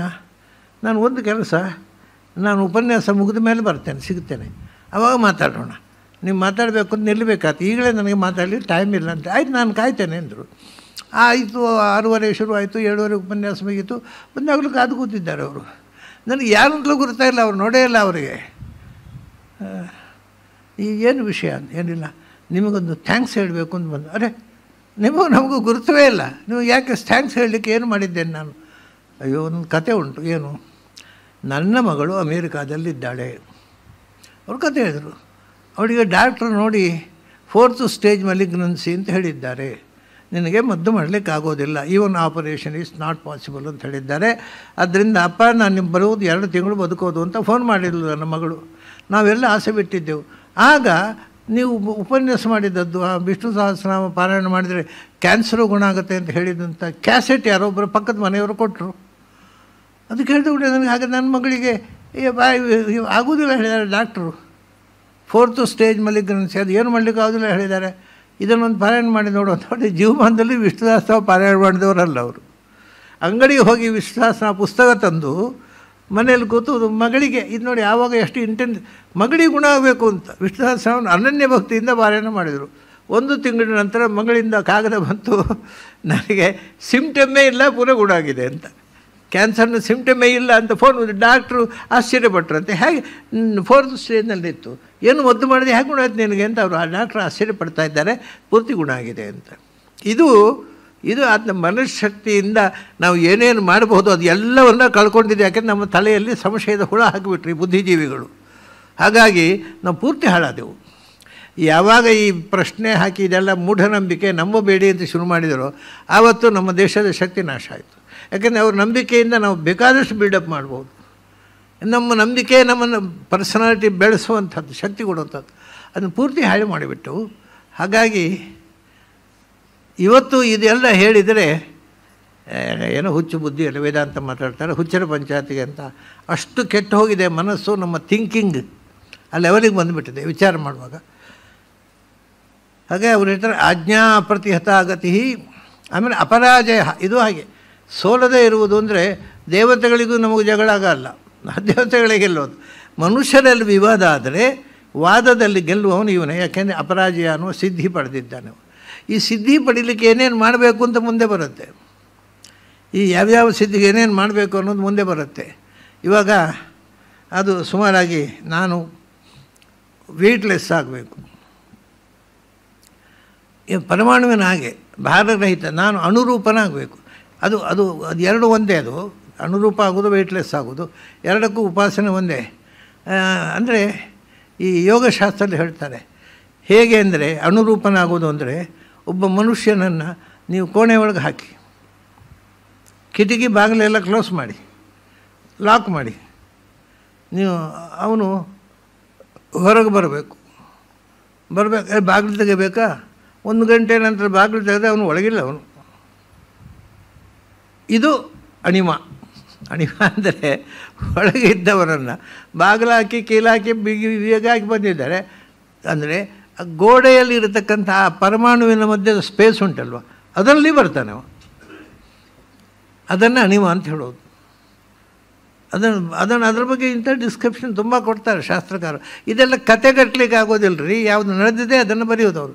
ಅಣಿಮ ಅಂದರೆ ಒಂದು ಅಣುವಿನ ರೂಪ ತಾಳಿ ಈ ಗೋಡೆಯ ಮಧ್ಯೆಯಲ್ಲಿ ಇರ್ತಕ್ಕಂಥ, ಅಂದರೆ ಪರಮಾಣು ಮಧ್ಯೆ ನೀವು ಮಣ್ಣಿನ ಗೋಡೆ ಅಂತ ಅಲ್ವ, ಆಗ ಅದು ಒಂದು ಮಣ್ಣಿನ ಕಣ ಒಂದು ಮಣ್ಣಿನ ಕಣಕ್ಕೆ ಸ್ಪೇಸ್ ಉಂಟಲ್ವ, ಅದ್ರಲ್ಲಿ ಬಂದುಬಿಡ್ತಾರೆ ಹೊರಗೆ ಅವರು. ಅದನ್ನು ಹೇಳ್ತಾರೆ, ಏನು ಮಾಡಬೇಕು ಅದಕ್ಕೆ, ನಮಗೂ ಹಾಗೆ ಬರಬೇಕು ಅಂತ ನಮ್ಮನ್ನು ಎಲ್ಲಿ ಅದು ಈ ಸುಮ್ಮನೆ ಕೇಸ್ ಹಾಕಿ ಜೈಲಿಗೆ ಹಾಕ್ತಾರೆ. ಜೈಲಿನಿಂದ ಹೊರಗೆ ಬರಬೇಕು ನಾವು, ಏನು ಮಾಡಬೇಕು ಹೇಳಿ. ಇದು ಮೊದಲು ಕೇಳೋದು ಕಳ್ಳವರು, ಈ ಸಿದ್ಧಿ ನಮಗೂ ಬೇಕು, ಏನು ಮಾಡೋದು ಹೇಳಿ. ನಾವು ಭಾಗವತಲ್ಲಿ ಹೇಳಿದ್ದಾರೆ, ಅದು ನಾನು ಹೇಳ್ತೇನೆ, ಆದರೆ ಮಾಡಲಿಕ್ಕೆ ಆಗೋದಿಲ್ಲ ನಿಮಗೆ, ಅದು ಅಷ್ಟು ಸುಲಭದಲ್ಲಿ ಮಾಡಲಿಕ್ಕೆ ಆಗೋದಿಲ್ಲ. ಒಂದು ಏನು ಹೇಳ್ತಾರೆ ಅಂದವರು, ಭೂತ ಸೂಕ್ಷ್ಮಾತ್ಮನಿ ಮಯಿ ಅಣಿಮ ಸದ್ಧಿ ಏನು ಮಾಡಬೇಕು. ಭೂತ ಸೂಕ್ಷ್ಮಾತ್ಮನಿ ಮಯಿ ತನ್ಮಾತ್ರೆ ಧಾರೆ ಏನು ಮನಃ. ಅವ ಏನು ಮಾಡಬೇಕಂತೆ ಗೊತ್ತಾ, ನೀವು ಪರಮಾಣುವಿನಷ್ಟು ಸಣ್ಣ ರೂಪ ತಾಳಬೇಕು ಯೋಗ ಬಲದಿಂದ. ಅದಕ್ಕೆ ಭೂತ ಸೂಕ್ಷ್ಮ ಆತ್ಮನಿ. ಭೂತ ಸೂಕ್ಷ್ಮ ಅಂದರೆ ಆ್ಯಟಮ್, ಭೂತ ಅಂದರೆ ದ್ರವ್ಯ ಭೂಮಿ ಮಣ್ಣು, ಅದರ ಸೂಕ್ಷ್ಮ ಅಂದರೆ ಆ್ಯಟಮ್ ಅಂದರೆ ಪರಮಾಣು. ಆ ಪರಮಾಣುವಿನ ಒಳಗೆ ತುಂಬಿರ್ತಕ್ಕಂಥ ಭಗವಂತನಲ್ಲಿ ಕಾನ್ಸಂಟ್ರೇಟ್ ಮಾಡುವಂತಾರೆ. ನಮಗೆ ಇದೆಲ್ಲ ಬೋಗಸ್ಸು, ಕಾನ್ಸಂಟ್ರೇಟ್ ಯಾಕೆ ಮಾಡಬೇಕು ಅಂದರೆ ಶುರುವಾಗುವಾಗಲೇ ಆಗುತ್ತೆ, ಅಲ್ಲಿ ಹೋಯ್ತು ಕತೆ. ಭೂತ ಸೂಕ್ಷ್ಮಾತ್ಮನಿ ಮಯಿ ಭಗವಂತ ಕೃಷ್ಣ ಹೇಳ್ತಾನೆ, ಪರಮಾಣುವಿನ ಒಳಗೂ ನಾನಿದ್ದೇನೆ. ಆ ತನ್ಮಾತ್ರೆಯಿಂದ ಆ ಪರಮಾಣುವಿನ ಗಾತ್ರ ಎಷ್ಟಿದೆ ಅದೇ ಗಾತ್ರದಲ್ಲಿ ಅದರೊಳಗೆ ನಾನಿದ್ದೇನೆ. ಅದನ್ನು ಮನಸ್ಸಿನಲ್ಲಿ ಕಾನ್ಸಂಟ್ರೇಟ್ ಮಾಡು. ಯಾವಾಗ ನಿನಗೆ ಆ ರೂಪ ದರ್ಶನ ಆಗುತ್ತೋ ಆವತ್ತು ನಿನಗೆ ಸಿದ್ಧಿ ಆಯಿತು ಅಂತ. ಸಾಧ್ಯ ಇದ್ದರೆ ಮಾಡಿ, ನನ್ನಿಂದೇನು ಆಕ್ಷೇಪ ಇಲ್ಲ. ಭಗವಂತ ಪರಮಾಣುವಿನ ಒಳಗಿದ್ದ ಭಗವಂತನನ್ನು ಕನ್ಸೀವ್ ಮಾಡು, ಬರೀ ಕಲ್ಪನೆ ಇಲ್ಲ. Try to see it and realise. ಆಗ ಅದು ಧಾರೆಯನ್ ಮನಃ ಅಣಿಮಾನಂ ಅವಾಪ್ನೋತಿ. ನೀವು ಅಂಥ ಆ ಪರಮಾಣುವಿನ ಒಳಗಿರತಕ್ಕ ಭಗವಂತನ ರೂಪವನ್ನು ನಿಮಗೆ ಯಾವಾಗ ಕಂಡು ಧ್ಯಾನ ಮಾಡಲಿಕ್ಕೆ ಸಾಧ್ಯ ಆಗುತ್ತೆ, ಆವಾಗ ನಿಮಗೂ ಆ ಶಕ್ತಿ ಬರುತ್ತೆ. ಯಾಕೆಂದರೆ ಇದಕ್ಕೊಂದು ಜನರಲ್ ರೂಲ್ ಇದೆ, ವೇದದಲ್ಲಿ ಹೇಳಿದೆ, ತಮ್ ಯಥಾ ಯಥಾ ಉಪಾಸತೆ ತದೇವ ಭವತಿ ಅಂತ. ನೀವು ಭಗವಂತ ಅಣುವಿಗಿಂತ ಅಣು ಅಂತ ಹೇಳಿದರೆ ನೀವು ಅಣುವಿಗಿಂತ ಅಣು ಆಗಬಹುದು, ಆ ಶಕ್ತಿ ನೀವು ಪಡಿಬೋದು. ಯಾಕಂದರೆ ಅದು ಎಲ್ಲ ಜನರಲ್ಲಿ ಇದು. ನೀವು ಭಗವಂತನನ್ನು ಏನು ಅಂತ ಉಪಾಸನೆ ಮಾಡ್ತೀರಿ ಅಂದರೆ ಎಲ್ಲಿದ್ದಕ್ಕಂದರೆ ಅಸುರರು ಭಗವಂತ ಉಪದ್ರವಗಳು ನಮಗೆ ಯಾವಾಗಲೂ ಹಿಂಸೆ ಕೊಡ್ತಾನೆ ಅಂತ ಭಗವಂತನನ್ನು ದ್ವೇಷ ಮಾಡ್ತಾರೆ. ಅವನು ಭಗವಂತ ಅದು ಕಷ್ಟ ಕೊಡ್ತಾನೆ, ಅವ್ರಿಗೆ ಕಷ್ಟವೇ ಬರುತ್ತೆ. ಇಲ್ಲ ಭಗವಂತ ಕರುಣಾಳು, ಅವನು ನಮ್ಮನ್ನು ರಕ್ಷಣೆ ಮಾಡ್ತಾನೆ ಅಂತ ನೀವು ಧ್ಯಾನ ಮಾಡಿದರೆ ರಕ್ಷಣೆಯೇ ಬರುತ್ತೆ. ಸೊ ಅವನು ಏನೂ ಮಾಡೋಲ್ಲ, ನಾವು ಏನು ಯೋಚಿಸ್ತೇವೆ ಅದನ್ನು ಪಡಿತೇವೆ. ಸೊ ಒಂದು ದೃಷ್ಟಿಯಿಂದ ಇಡೀ ಫಿಲಾಸಫಿ, ನಾನು ಯಾವಾಗಲೂ ಹೇಳ್ತೇನೆ, ಇಡೀ ಇಂಡಿಯನ್ ಫಿಲಾಸಫಿ ಬರೀ ಸೈಕಾಲಜಿ, ಇನ್ನೇನೂ ಅಲ್ಲ ಅದು. ಈ ಸೈಕಾಲಜಿಯನ್ನು ಅರ್ಥ ಮಾಡಿಕೊಳ್ಳದೆ ಫಿಲಾಸಫಿಯನ್ನು ಟೀಕೆ ಮಾಡ್ತಾರೆ ಆದ್ದರಿಂದ ಏನು, ಸೈಕಾಲಜಿ ಗೊತ್ತಾಗದೇ ಇದ್ದರೆ ಫಿಲಾಸಫಿ ಗೊತ್ತಾಗೋಲ್ಲ. ಬರೇ ನಿಮ್ಮ ಮನಸ್ಸನ್ನು ಟ್ರೈನ್ ಮಾಡೋದು. ನಮ್ಮ ಮನಸ್ಸು ಟ್ರೈನ್ ಮಾಡಿದ್ದನ್ನು ಒಪ್ಪಿಕೊಂಡು ಬಿಟ್ಟರೆ ಅದನ್ನು ಹಾಗೆ ಮಾಡಲಿಕ್ಕೆ ಆಗ್ತದೆ ಮತ್ತೆ. ಆದರೆ ಒಪ್ಪದ ಹಾಗೆ ಮಾಡಿಬಿಡ್ತಾರೆ ಬುದ್ಧಿಜೀವಿಗಳು. ಅದೆಲ್ಲ ನಂಬಬಾರದು, ಅದೆಲ್ಲ ಡೋಂಗಿ ಅಂತ ಹೇಳಿಬಿಟ್ರೆ ಅಲ್ಲಿ ಮುಗೀತು. ಆದರೆ ಹೇಳ್ತಾನೆ, ಭೂತ ಸೂಕ್ಷ್ಮಾತ್ಮನಿ ಮಯಿ ತನ್ಮಾತ್ರೆಯಿಂದ ಅಷ್ಟೇ ಪ್ರಮಾಣ. ಪರಮಾಣುವಿನ ಒಳಗೆ ಎಷ್ಟು ಸ್ಪೇಸ್ ಇದೆ ಅದು ಇನ್ನು ಒಳಗೆ ಹೋಗ್ಬೇಕಾದ್ರೆ ಸಬ್ಯಾಟಮ್ಸ್. ಆ ಪರಮಾಣುವಿನ ಒಳಗೆ ಸಬ್ಯಾಟಮ್ಸ್ ಇದೆಯಲ್ಲ, ಅದರ ಗಾತ್ರ ಎಷ್ಟಿದೆ, ಅದರ ಒಳಗೆ ನಾನಿದ್ದೇನೆ. ಅದು ಗೊತ್ತಿಲ್ಲ ನಮಗೆ ಸಬ್ಯಾಟಮ್ಸ್ ಇದೆ ಅಂತ ಗೊತ್ತಿದೆ, ಸಬ್ಯಾಟಮ್ಸ್ ಒಳಗೂ ಭಗವಂತ ಇದ್ದಾನೆ ಅಂತ ವಿಷಯವೇ ಗೊತ್ತಿಲ್ಲ ನಮಗೆ. ಆದ್ದರಿಂದ ಆ ಭಗವಂತನ ರೂಪವನ್ನು ಧ್ಯಾನ ಮಾಡಿ ಆ ಭಗವಂತ ರೂಪವನ್ನು ಕಾಣಲಿಕ್ಕೆ ಪ್ರಯತ್ನ ಮಾಡು. ನಿಮಗೆ ಅದು ಕಾಣಿಸಿತು ಅಂದರೆ ನೀವು ಮತ್ತೆ ನಿಮಗೆ ಆ ಸಿದ್ಧಿ ಬಂತು, ಕರಗತಾಯಿತು ಅಂತ. ಅಣಿಮಾನಂ ಅವಾಪ್ನೋತಿ ತನ್ಮಾತ್ರೋಪಾಸಕ ಹಮಮ. ಆ ರೀತಿ ಉಪಾಸನೆ ಮಾಡಿ ಭಗವಂತನ ಅಣುವಿಗೆ ನೋಡಿ, ಭಗವಂತನಂತೂ ಸಹಜ ಕ್ವಾಲಿಟಿ ಇದು. ಯಾಕೆಂದರೆ ಅವನು ಅಣೋರಣೀಯಾನ್ ಮಹತೋ ಮಹಿಯಾನ್. ದೊಡ್ಡದಕ್ಕಿಂತ ದೊಡ್ಡವನವನೇ, ಸಣ್ಣಕ್ಕಿಂತ ಸಣ್ಣ, ಎಲ್ಲಕ್ಕಿಂತ ಸಣ್ಣ ವಸ್ತು. ನಾನು ನಿನ್ನೆ ಹೇಳಿದ್ದೆ, ನಮಗೆ ಗೊತ್ತಿರುವಂತೆ ಪರಮಾಣುವಿಗಿಂತ ಸಣ್ಣ ವಸ್ತು ಜೀವಸ್ವರೂಪ. ಆ ಜೀವಸ್ವರೂಪದ ಒಳಗೂ ಇದ್ದಾನೆ ಅವ. ಅಂದರೆ ಈಗ ಇದರ ಸಿದ್ಧಿ ಆಗಬೇಕಾದ್ರೆ ಏನಾಗಬೇಕು ಗೊತ್ತಾ, first requirement is self realisation. ಯಾರಿಗೆ ಸೆಲ್ಫ್ ರಿಯಲೈಸೇಷನ್ ಇಲ್ಲವೋ ಅವರು ಪವಾಡ ಮಾಡಲಿಕ್ಕೆ ಆಗೋದಿಲ್ಲ. ಅಂದರೆ ಈ ಸಿದ್ಧಿ ಪಡೀಲಿಕ್ಕೆ ಆಗೋದಿಲ್ಲ. ಪವಾಡ ಅಂದರೆ ಮಿರಕಲ್ ಮಾಡ್ಬೋದು, ಅದು ಇವರು ಯಾರು ಮಾಡ್ತಾರೆ, ಸರ್ಕಸ್ನವರು ಮಾಡ್ತಾರೆ, ಅದೆಲ್ಲ ಮ್ಯಾಜಿಕ್ ಮಾಡೋರು ಮಾಡ್ತಾರೆ. ಮ್ಯಾಜಿಕ್ ಮಾಡೋರು ಒಂದು ಪೆಟ್ಟಿಗೆ ಒಳಗೆ ಕೂತು ಬೀಗ ಹಾಕಿ ಇನ್ನೊಂದು ಪೆಟ್ಟಿಗೆಯಿಂದ ಹೊರಗೆ ಬರ್ತಾರೆ. ಅದು ಸಿದ್ಧಿ ಅಲ್ಲ, ಅದು ಬರೀ ಟ್ರಿಕ್ಸ್ ಅವೆಲ್ಲ. ಆಮೇಲೆ ಕೋಳಿ ಮೊಟ್ಟೆ ಇಟ್ಟು ಒಂದು ಬುಟ್ಟಿಯನ್ನು ಮುಚ್ಚಿ ಆಮೇಲೆ ಅವರೊಂದು ಮಂತ್ರದಂಡ ಹಿಡ್ಕೊಂಡು ಹರಾಮ್ ಹೊರೀಮ್ ಹ್ರೂಮ್ ಹೇಳಿ ತೆಗೆಯುವಾಗಳಿಂದ ಕೋಳಿ ಮರಿ ಬರುತ್ತೆ. ಇದೆಲ್ಲ ಸಿದ್ಧಿ ಅಲ್ಲ, ಅದು ಬರೀ ಮ್ಯಾಜಿಕ್. ಅದು ಇದು ಸಾಧನೆ ಅಂದರೆ, ಅಧ್ಯಾತ್ಮದ ಸಾಧನೆ ಅಂದರೆ ಮ್ಯಾಜಿಕ್ ಅಲ್ಲ, ಅದು ಸಹಜವಾದ ಸೃಷ್ಟಿ. ನನಗೆ ಒಂದು ಸರ್ತಿ ಇವರು ಸತ್ಯ ಸಾಯಿಬಾಬರಿದ್ದರಲ್ಲ, ಅವರು ಬದುಕಿದ್ದಾಗ ಒಮ್ಮೆ ಅವರ ಮೇಲೆ ಕಥೆ ಎಲ್ಲ ಕೇಳ್ತಿದ್ರು. ಅವ್ರು ಏನು ಭಾಳ ನೋಡಿದ ತಕ್ಷಣ ಎಲ್ಲ ಫ್ಯೂಚರ್ ಎಲ್ಲ ಹೇಳ್ತಾರೆ, ಏನೋ ಹೇಳ್ತಾರೆ. ನನಗೆ ಕುತೂಹಲ ಆಯಿತು, ಏನು ನೋಡೋಣ ಅಂತ ಹೋದೆ. ನನ್ನ ಒಟ್ಟಿಗೆ ನನ್ನ ಸ್ನೇಹಿತರೊಬ್ಬರು ಇದ್ದು ಅಲ್ಲಿ ಹೋದೆ. ಆವಾಗ ನನ್ನ ಒಟ್ಟಿಗೆ ಬಂದವರು ಕೇಳಿದರು, ನೀವು ಪವಾಡ ಮಾಡ್ತೀರಂತೆ, ನಮಗೆ ಅದೆಲ್ಲ ನಂಬಿಕೆ ಇಲ್ಲ ಅಂದರು. ಅವರು ತಕ್ಷಣ ಪವಾಡ ಅಂದರೆ ಅದೇ ಶಬ್ದ ಅರ್ಥ ಆಗಲಿಲ್ಲ ಅನ್ನೋ ಹಾಗೆ ಮಾಡಿದರು. ಪವಾಡ ಅಂದರೆ ಏನು ಅಂತ ನಾನು ಹೇಳಿದೆ. ಪವಾಡ ಅಂದರೆ ಮಿರಕಲ್ಲು. ಓಹೋ, ಮಿರಕಲ್ನ ಬಗ್ಗೆ ಮಾತಾಡ್ತೀರಾ, ನಾನು ಮಿರಕಲ್ ಮಾಡೋಲ್ಲ ಅಂದರು. ಅದೇ ವಿಷಯ ಏನು ಅಂದರೆ ಆತ ಉತ್ತರ ಕೊಟ್ಟೋದು ಚೆನ್ನಾಗಿದೆ. ಆ ಥರ ಫಿಲಾಸಫಿಯನ್ನು ನಾನು ಒಪ್ಪೋದಿಲ್ಲ, ಬಟ್ ಆ ಥರ ಉತ್ತರ ಕೊಟ್ಟೋದು ಚೆನ್ನಾಗಿದೆ. ನಾನು ಮಿರಕಲ್ ಮಾಡೋಲ್ವಲ್ಲ, ಮತ್ತು ಎಂತ ಮಾಡೋದು? ಅದು ನೀವು ಹೀಗೆ ಬೂದಿ ಕೊಡ್ತೀರ ನೋಡಿ. ಕೃಷ್ಣ ಗೋವರ್ಧನ ಪರ್ವತವನ್ನು ಎತ್ತಿದ, ಅದು ಮಿರಕಲ್ ಅಲ್ಲ, ಸಹಜ. ಹಾಗೆ ನಾನು ಸಹಜವಾಗಿ ಬೂದಿಯನ್ನು ಸೃಷ್ಟಿ ಮಾಡಿ ಕೊಡ್ತೇನೆ, ನಾನು ಮಿರಕಲ್ ಮಾಡೋಲ್ಲ. ಈ ಪ್ರಶ್ನೆ ಹಾಕಿದವರು ತಣ್ಣಗೆ ಮುಗಿದೋಯ್ತಾರೆ, ಮತ್ತೆ ಮಾತಿಲ್ಲ. ಅಂದರೆ ಈ ರೀತಿ ಉತ್ತರ ಕೊಟ್ಟು ನಿಮ್ಮನ್ನು ಬಾಯಿ ಕಟ್ಟಿಸುವಂಥ ಚಮತ್ಕಾರ ಇತ್ತು ಅವರಲ್ಲಿ. ಯಾಕೆ ಹೇಳಿದೆ ಅಂದರೆ, ನಮ್ಮ ಮನಸ್ಸು ಅದು ಮ್ಯಾಜಿಕ್ ಅಲ್ಲ, ಸತ್ಯ ಅಂತ ನಂಬಿಸುವಂಥ ಕೆಲಸವನ್ನು ನಾವು ಕಳ್ಕೊಂಡಿದ್ದೇವೆ. ನಾವು ಈಗ ಯಾರು ಏನು ಮಾಡಿದೆ ಅದೆಲ್ಲ ಮ್ಯಾಜಿಕ್ಕು ಅಂತ, ಅದು ಸತ್ಯ ಅಲ್ಲ, ಅದನ್ನು ನಂಬಬೇಡ ಅಂತ. ಸೊ ನಮ್ಮ ನಂಬಿಕೆಯನ್ನು ಯಾವಾಗ ನಾವು ಕಳ್ಕೊಂಡೆವು, ನಮ್ಮ ಇಡೀ ಫಿಲಾಸಫಿ ಬೇಸೇ ಹೋಯಿತು. ಅಂದರೆ ನಮಗೆ ನಿಜವಾಗಿ ಅದು ಏನು, ಅದಕ್ಕೆ ಕೃಷ್ಣ ಹೇಳ್ತಾನೆ ನೋಡಿ, ಶ್ರದ್ಧಾವಾನ್ ಲಭತೆ ಜ್ಞಾನಂ. ನಿನಗೆ ನಂಬಿಕೆ ಇದ್ದರೆ ಮಾತ್ರ ಅದರ ಅರಿವು ಬರುತ್ತಿದ್ದರೆ ಬರೋಲ್ಲ. ನೀವು ನಂಬದೇ ಇದ್ದರೆ ಅದೆಲ್ಲ ಬೋಗಸ್ಸು ಅಂತ. ಅರಿವಿಗೆ ನಿಮಗೆ ಅದು ಕನ್ವಿಕ್ಷನೇ ಬರೋದಿಲ್ಲ. ನೀವು ಮೊದಲು ನಂಬಿದ್ದರೆ, ನಾಲೆಜಿನ ಬೇಸಿಕ್ ಕ್ವಾಲಿಟಿ ಅಂದರೆ ಬಿಲೀಫ್. ಅಂದರೆ ಅದು ಸುಳ್ಳು ಆಗಿದ್ದರೆ ಯಾರಾದ್ರು ಹೇಳಿದ್ರೆ ನಂಬಿದ್ರೆ ತಪ್ಪಲ್ವ? ಕೃಷ್ಣ ಹೇಳೋದು ನಂಬುವಂತ ಅದಲ್ಲ, ನೀನು ಅದನ್ನು ನಂಬಲಿಕ್ಕೆ ಪ್ರಯತ್ನಿಸು. ಅಂದರೆ ಅದು ಸತ್ಯ ಇರಬಹುದು ಅನ್ನೋದು ನಂಬುವುದು. ನೀವೊಂದು ವಿದ್ಯೆಯನ್ನು ಕಲಿಯೋ ಮುಂಚೆ ಅದು ಸುಳ್ಳು, ಅದು ಬೋಗಸು ಅಂತ ಹೇಳಿದರೆ ಅರ್ಥವೇ ಆಗೋದಿಲ್ಲ. ಈಗ ಒಬ್ಬ ನಾಸ್ತಿಕ ಇಡೀ ವೇದ ಓದಿದ್ರು ದೇವ್ರ ಮೇಲೆ ನಂಬಿಕೋರು. ಯಾಕೆಂದರೆ ಅವನು ಪೂರ್ವ ಪ್ರಿಜುಡೈಸ್ಡ್, ದೇವರು ಇಲ್ಲ ಅನ್ನೋದು ಒಂದು ಸಿದ್ಧಾಂತ, ಅದನ್ನು ನಂಬುವಂಥ ಕಮ್ಯುನಿಸಮ್ ಹೇಳಿದೆ ಅವನಿಗೆ, ಅವನು ಬಿಡೋದು. ಇವರು ಹೇಳೋದು ಏನಾದರೂ ಒಂದನ್ನು ಅದು ಸುಳ್ಳು, ಅದು ಅರ್ಥಹೀನ ಅಂತ ಹೇಳಬೇಡ, ಅದು ಸತ್ಯ ಇರಬಹುದು ಅಂತ ನಂಬು ಮೊದಲು, ಅದು ನಂಬಿಕೆ. ಸತ್ಯ ಇರಬಹುದು ಅಂತ ನಂಬಿದರೆ ಅದು ನೀವು ಶೋಧನೆ ಮಾಡಿದರೆ ಸತ್ಯ ಸಿಗುತ್ತೆ. ಅದೆಲ್ಲ ಸತ್ಯ ನಂಬುವುದಿಲ್ಲ ಅಂತ ಮಾಡಿದರೆ ಯಾವತ್ತೂ ತೀರ್ಮಾನ ಆಗೋದಿಲ್ಲ. ಸೊ ಆ ಒಂದು ವಸ್ತು ಅದು ಇರಬಹುದು, ಹಾಗೆ ಇರಬಹುದು ಅನ್ನುವಂಥದ್ದನ್ನೇ ನಮ್ಮ ತಲೆಯಿಂದ ತೊಡೆದು ಹಾಕಿಬಿಟ್ರು ಮಾಡರ್ನ್ ಥಿಂಕರ್ಸ್. ಅನೇಕ ಮಂದಿ, ಎಲ್ಲರೂ ಅಂತಲ್ಲ, ಈ ಮಾಡರ್ನ್ ಥಿಂಕರ್ಸ್ ಎಲ್ಲ ನಾನು ಟೀಕೆ ಮಾಡೋದಿಲ್ಲ, ಕೆಲವರಂತೂ ಈ ಬುದ್ಧಿ ಅದು ನಮಗೆ ವಸ್ತುತಃ ಕಾಲೇಜು ಶಿಕ್ಷಣ ಮುಗಿಸಿ ನಾವು ಕಾಲೇಜಿನಿಂದ ಹೊರಬರುವಾಗ ಈ ಅಪನಂಬಿಕೆಗಳನ್ನೆಲ್ಲ ಹೊತ್ಕೊಂಡು ಬರ್ತೇವೆ. ಆಮೇಲೆ ಮನೆಯಲ್ಲಿ ಅಪ್ಪ ಅಮ್ಮ ಪುರೋಹಿತರು ಯಾರು ಏನು ಹೇಳಿದ್ರು ನಂಬಿಕೊಟ್ಟರು. ಅದೆಲ್ಲ ನಮ್ಮ ಕಾಲೇಜಿನಲ್ಲಿ ಹೇಳಿದ್ದಾರೆ ಸುಳ್ಳು ಅಂತ. ಅದೇ ಒಂಥರ, ಯಾಕಂದರೆ ಟೀಚರ್ಸ್ ಹೇಳಿದ್ದು. ನನ್ನ ವಿಷಯ ಏನು ಅಂದರೆ, ನನ್ನ ಮಗಳು ಒಂದು ಸರ್ತಿ ಹೇಳಿದರು ನನ್ನ ಹತ್ರ, ಅವಳು ಕಲಿಯುವಾಗ ಅವ್ರು ಹೇಳಿದಂತೆ ಅವರ ಕಾಲೇಜಿನಲ್ಲಿ ಲೆಕ್ಚರರ್ ಏನು ಅಂದರೆ, ಭಗವದ್ಗೀತೆ ಅನ್ನೋದು ಬೂರ್ಶ್ವಾ ಸಾಹಿತ್ಯ. ಅವರಿಗೆ ಅದೆಲ್ಲ ಹೊಸ ಶಬ್ದಗಳು ಹೇಳಬೇಕು. ಬೂರ್ಶ್ವಾ ಸಾಹಿತ್ಯ ಅಂತ ಹೇಳ್ಬಿಟ್ಟು ಭಗವದ್ಗೀತೆ ಬೂರ್ಶ್ವಾ ಸಾಹಿತ್ಯ. ಅದರಿಂದ ಅವ್ರು ಏನು ಹೇಳ್ತಾರೆ, ಕರ್ಮದಲ್ಲಿ ಮಾತ್ರ ನಿನಗೆ ಅಧಿಕಾರ, ಫಲದಲ್ಲಿ ಇಲ್ಲ. ಅಂದರೆ ಏನರ್ಥ? ಕೆಲಸ ಮಾಡಬೇಕು ಶ್ರೀಮಂತರ ಮನೆಯಲ್ಲಿ, ಫಲ ಇಲ್ಲ, ಅದು ಸಂಬಳ ಕೇಳಬಾರ್ದು ಅಂತ. ಇದು ಮನುಷ್ಯನನ್ನು ಹಾಳು ಮಾಡೋ ಫಿಲಾಸಫಿ. ಭಗವದ್ಗೀತೆಯನ್ನು ರಿಜೆಕ್ಟ್ ಮಾಡಬೇಕು ಅಂತ ಹೇಳಿದರಂತೆ. ನನ್ನ ಮಗಳು ನನಗೆ ಪತ್ರ ಬರೆದು, ಯಾಕಂದರೆ ಅವಳಿಗೆ ಭಗವದ್ಗೀತೆ ಬೇಸಿತ್ತು ಮತ್ತು ಅದ್ರ ಮೇಲೆ ನಂಬಿಕೆ ಇತ್ತು. ಇವರು ಹೀಗೆ ಹೇಳಿದ ಕೂಡಲೇ ಅವಳು ಏನು ಹೇಳಿದ್ಲು ಅಂದರೆ, ನನಗೆ ಬಹಳ ಇಷ್ಟ ಆಯಿತು. ಪತ್ರ ಬರೆದ್ಲು, ಭಗವದ್ಗೀತೆಯನ್ನು ರಿಜೆಕ್ಟ್ ಮಾಡಬೇಕು, ಅದು ಮನುಷ್ಯನನ್ನು ಹಾಳು ಮಾಡುತ್ತೆ ಅಂತ ನಮ್ಮ ಕಾಲೇಜಿನಲ್ಲಿ ಲೆಕ್ಚರ್ ಹೇಳಿದರು. ನೀವು ಭಗವದ್ಗೀತೆ ಬಗ್ಗೆ ಗೊತ್ತಿದ್ದು ಕೂಡ ನನಗೆ ಯಾಕೆ ಪಾಠ ಮಾಡಲಿಲ್ಲ? ನನಗೆ ಅಲ್ಲಿ ಉತ್ತರ ಕೊಡಲಿಕ್ಕೆ ಆಗಲಿಲ್ಲ. ನಾನು ಅವರ ಆಕ್ಷೇಪಕ್ಕೆ ಬಾಯಿ ಮುಚ್ಚಿ ಕೂತ್ಕೊಳ್ಳಿ. ಯಾಕೆಂದರೆ ನನಗೆ ಭಗವದ್ಗೀತೆ ಗೊತ್ತಿಲ್ಲ. ಸೊ ನೀವು ನನಗೆ ಯಾಕೆ ಭಗವದ್ಗೀತೆಯನ್ನು ಪಾಠ ಮಾಡಲಿಲ್ಲ, ನಿಮ್ಮ ಮೇಲೆ ಆಕ್ಷೇಪಾರ್ಥ ಪತ್ರ ಬರಲು ನನಗೆ ತುಂಬ ಖುಷಿ ಆಯಿತು. ಅಂದರೆ ಆ ಅದು ಅವಳಿಗೆ ಆ ಸಿನ್ಸಿಯಾರಿಟಿ ಇತ್ತಲ್ಲ, ಅವಳು ಸೆನ್ಸಿಟಿವ್ ಆಗಿ ನಾನು ರಿಸೀವ್ ಮಾಡಿದ್ಳು. ಇಲ್ಲ ಅಂದರೆ ಸಾಮಾನ್ಯ ಜನರಿಗೆ ನಮ್ಮ ಮೇಷ್ಟ್ರು ಹೇಳಿದ್ದಾನೆ ಇಲ್ಲ, ಅದು ವಿಷಯ ಹಾಗೆ ಆಗಿಬಿಡುತ್ತೆ.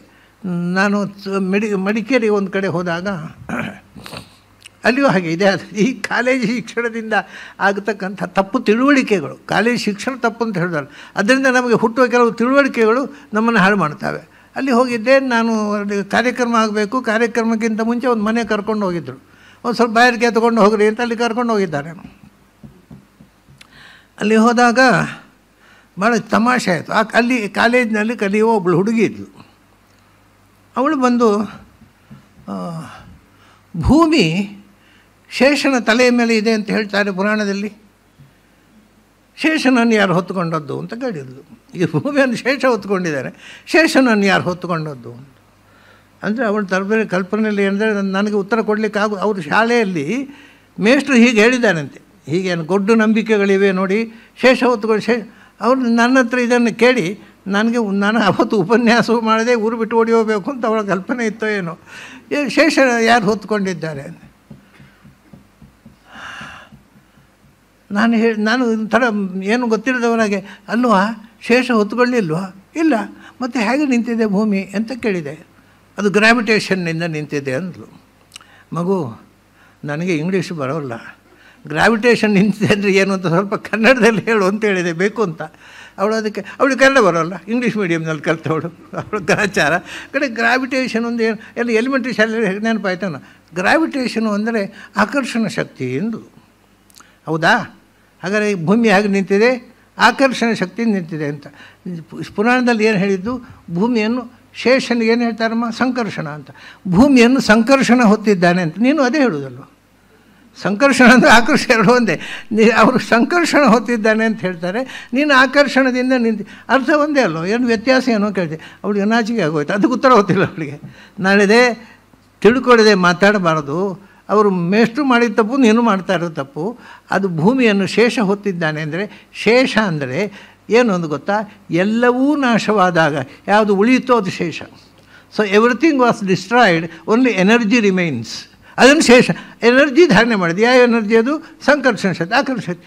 ನೀನು ಹೇಳಿದ್ದು ಶಾಸ್ತ್ರ ಹೇಳಿದ್ದು ಒಂದೇ ಅಲ್ವಾ, ಯಾಕೆ ಅದನ್ನು ಟೀಕೆ ಮಾಡ್ತೀನಿ? ಗೊತ್ತಿಲ್ಲದೆ ಮಾತಾಡಬಾರ್ದಪ್ಪ.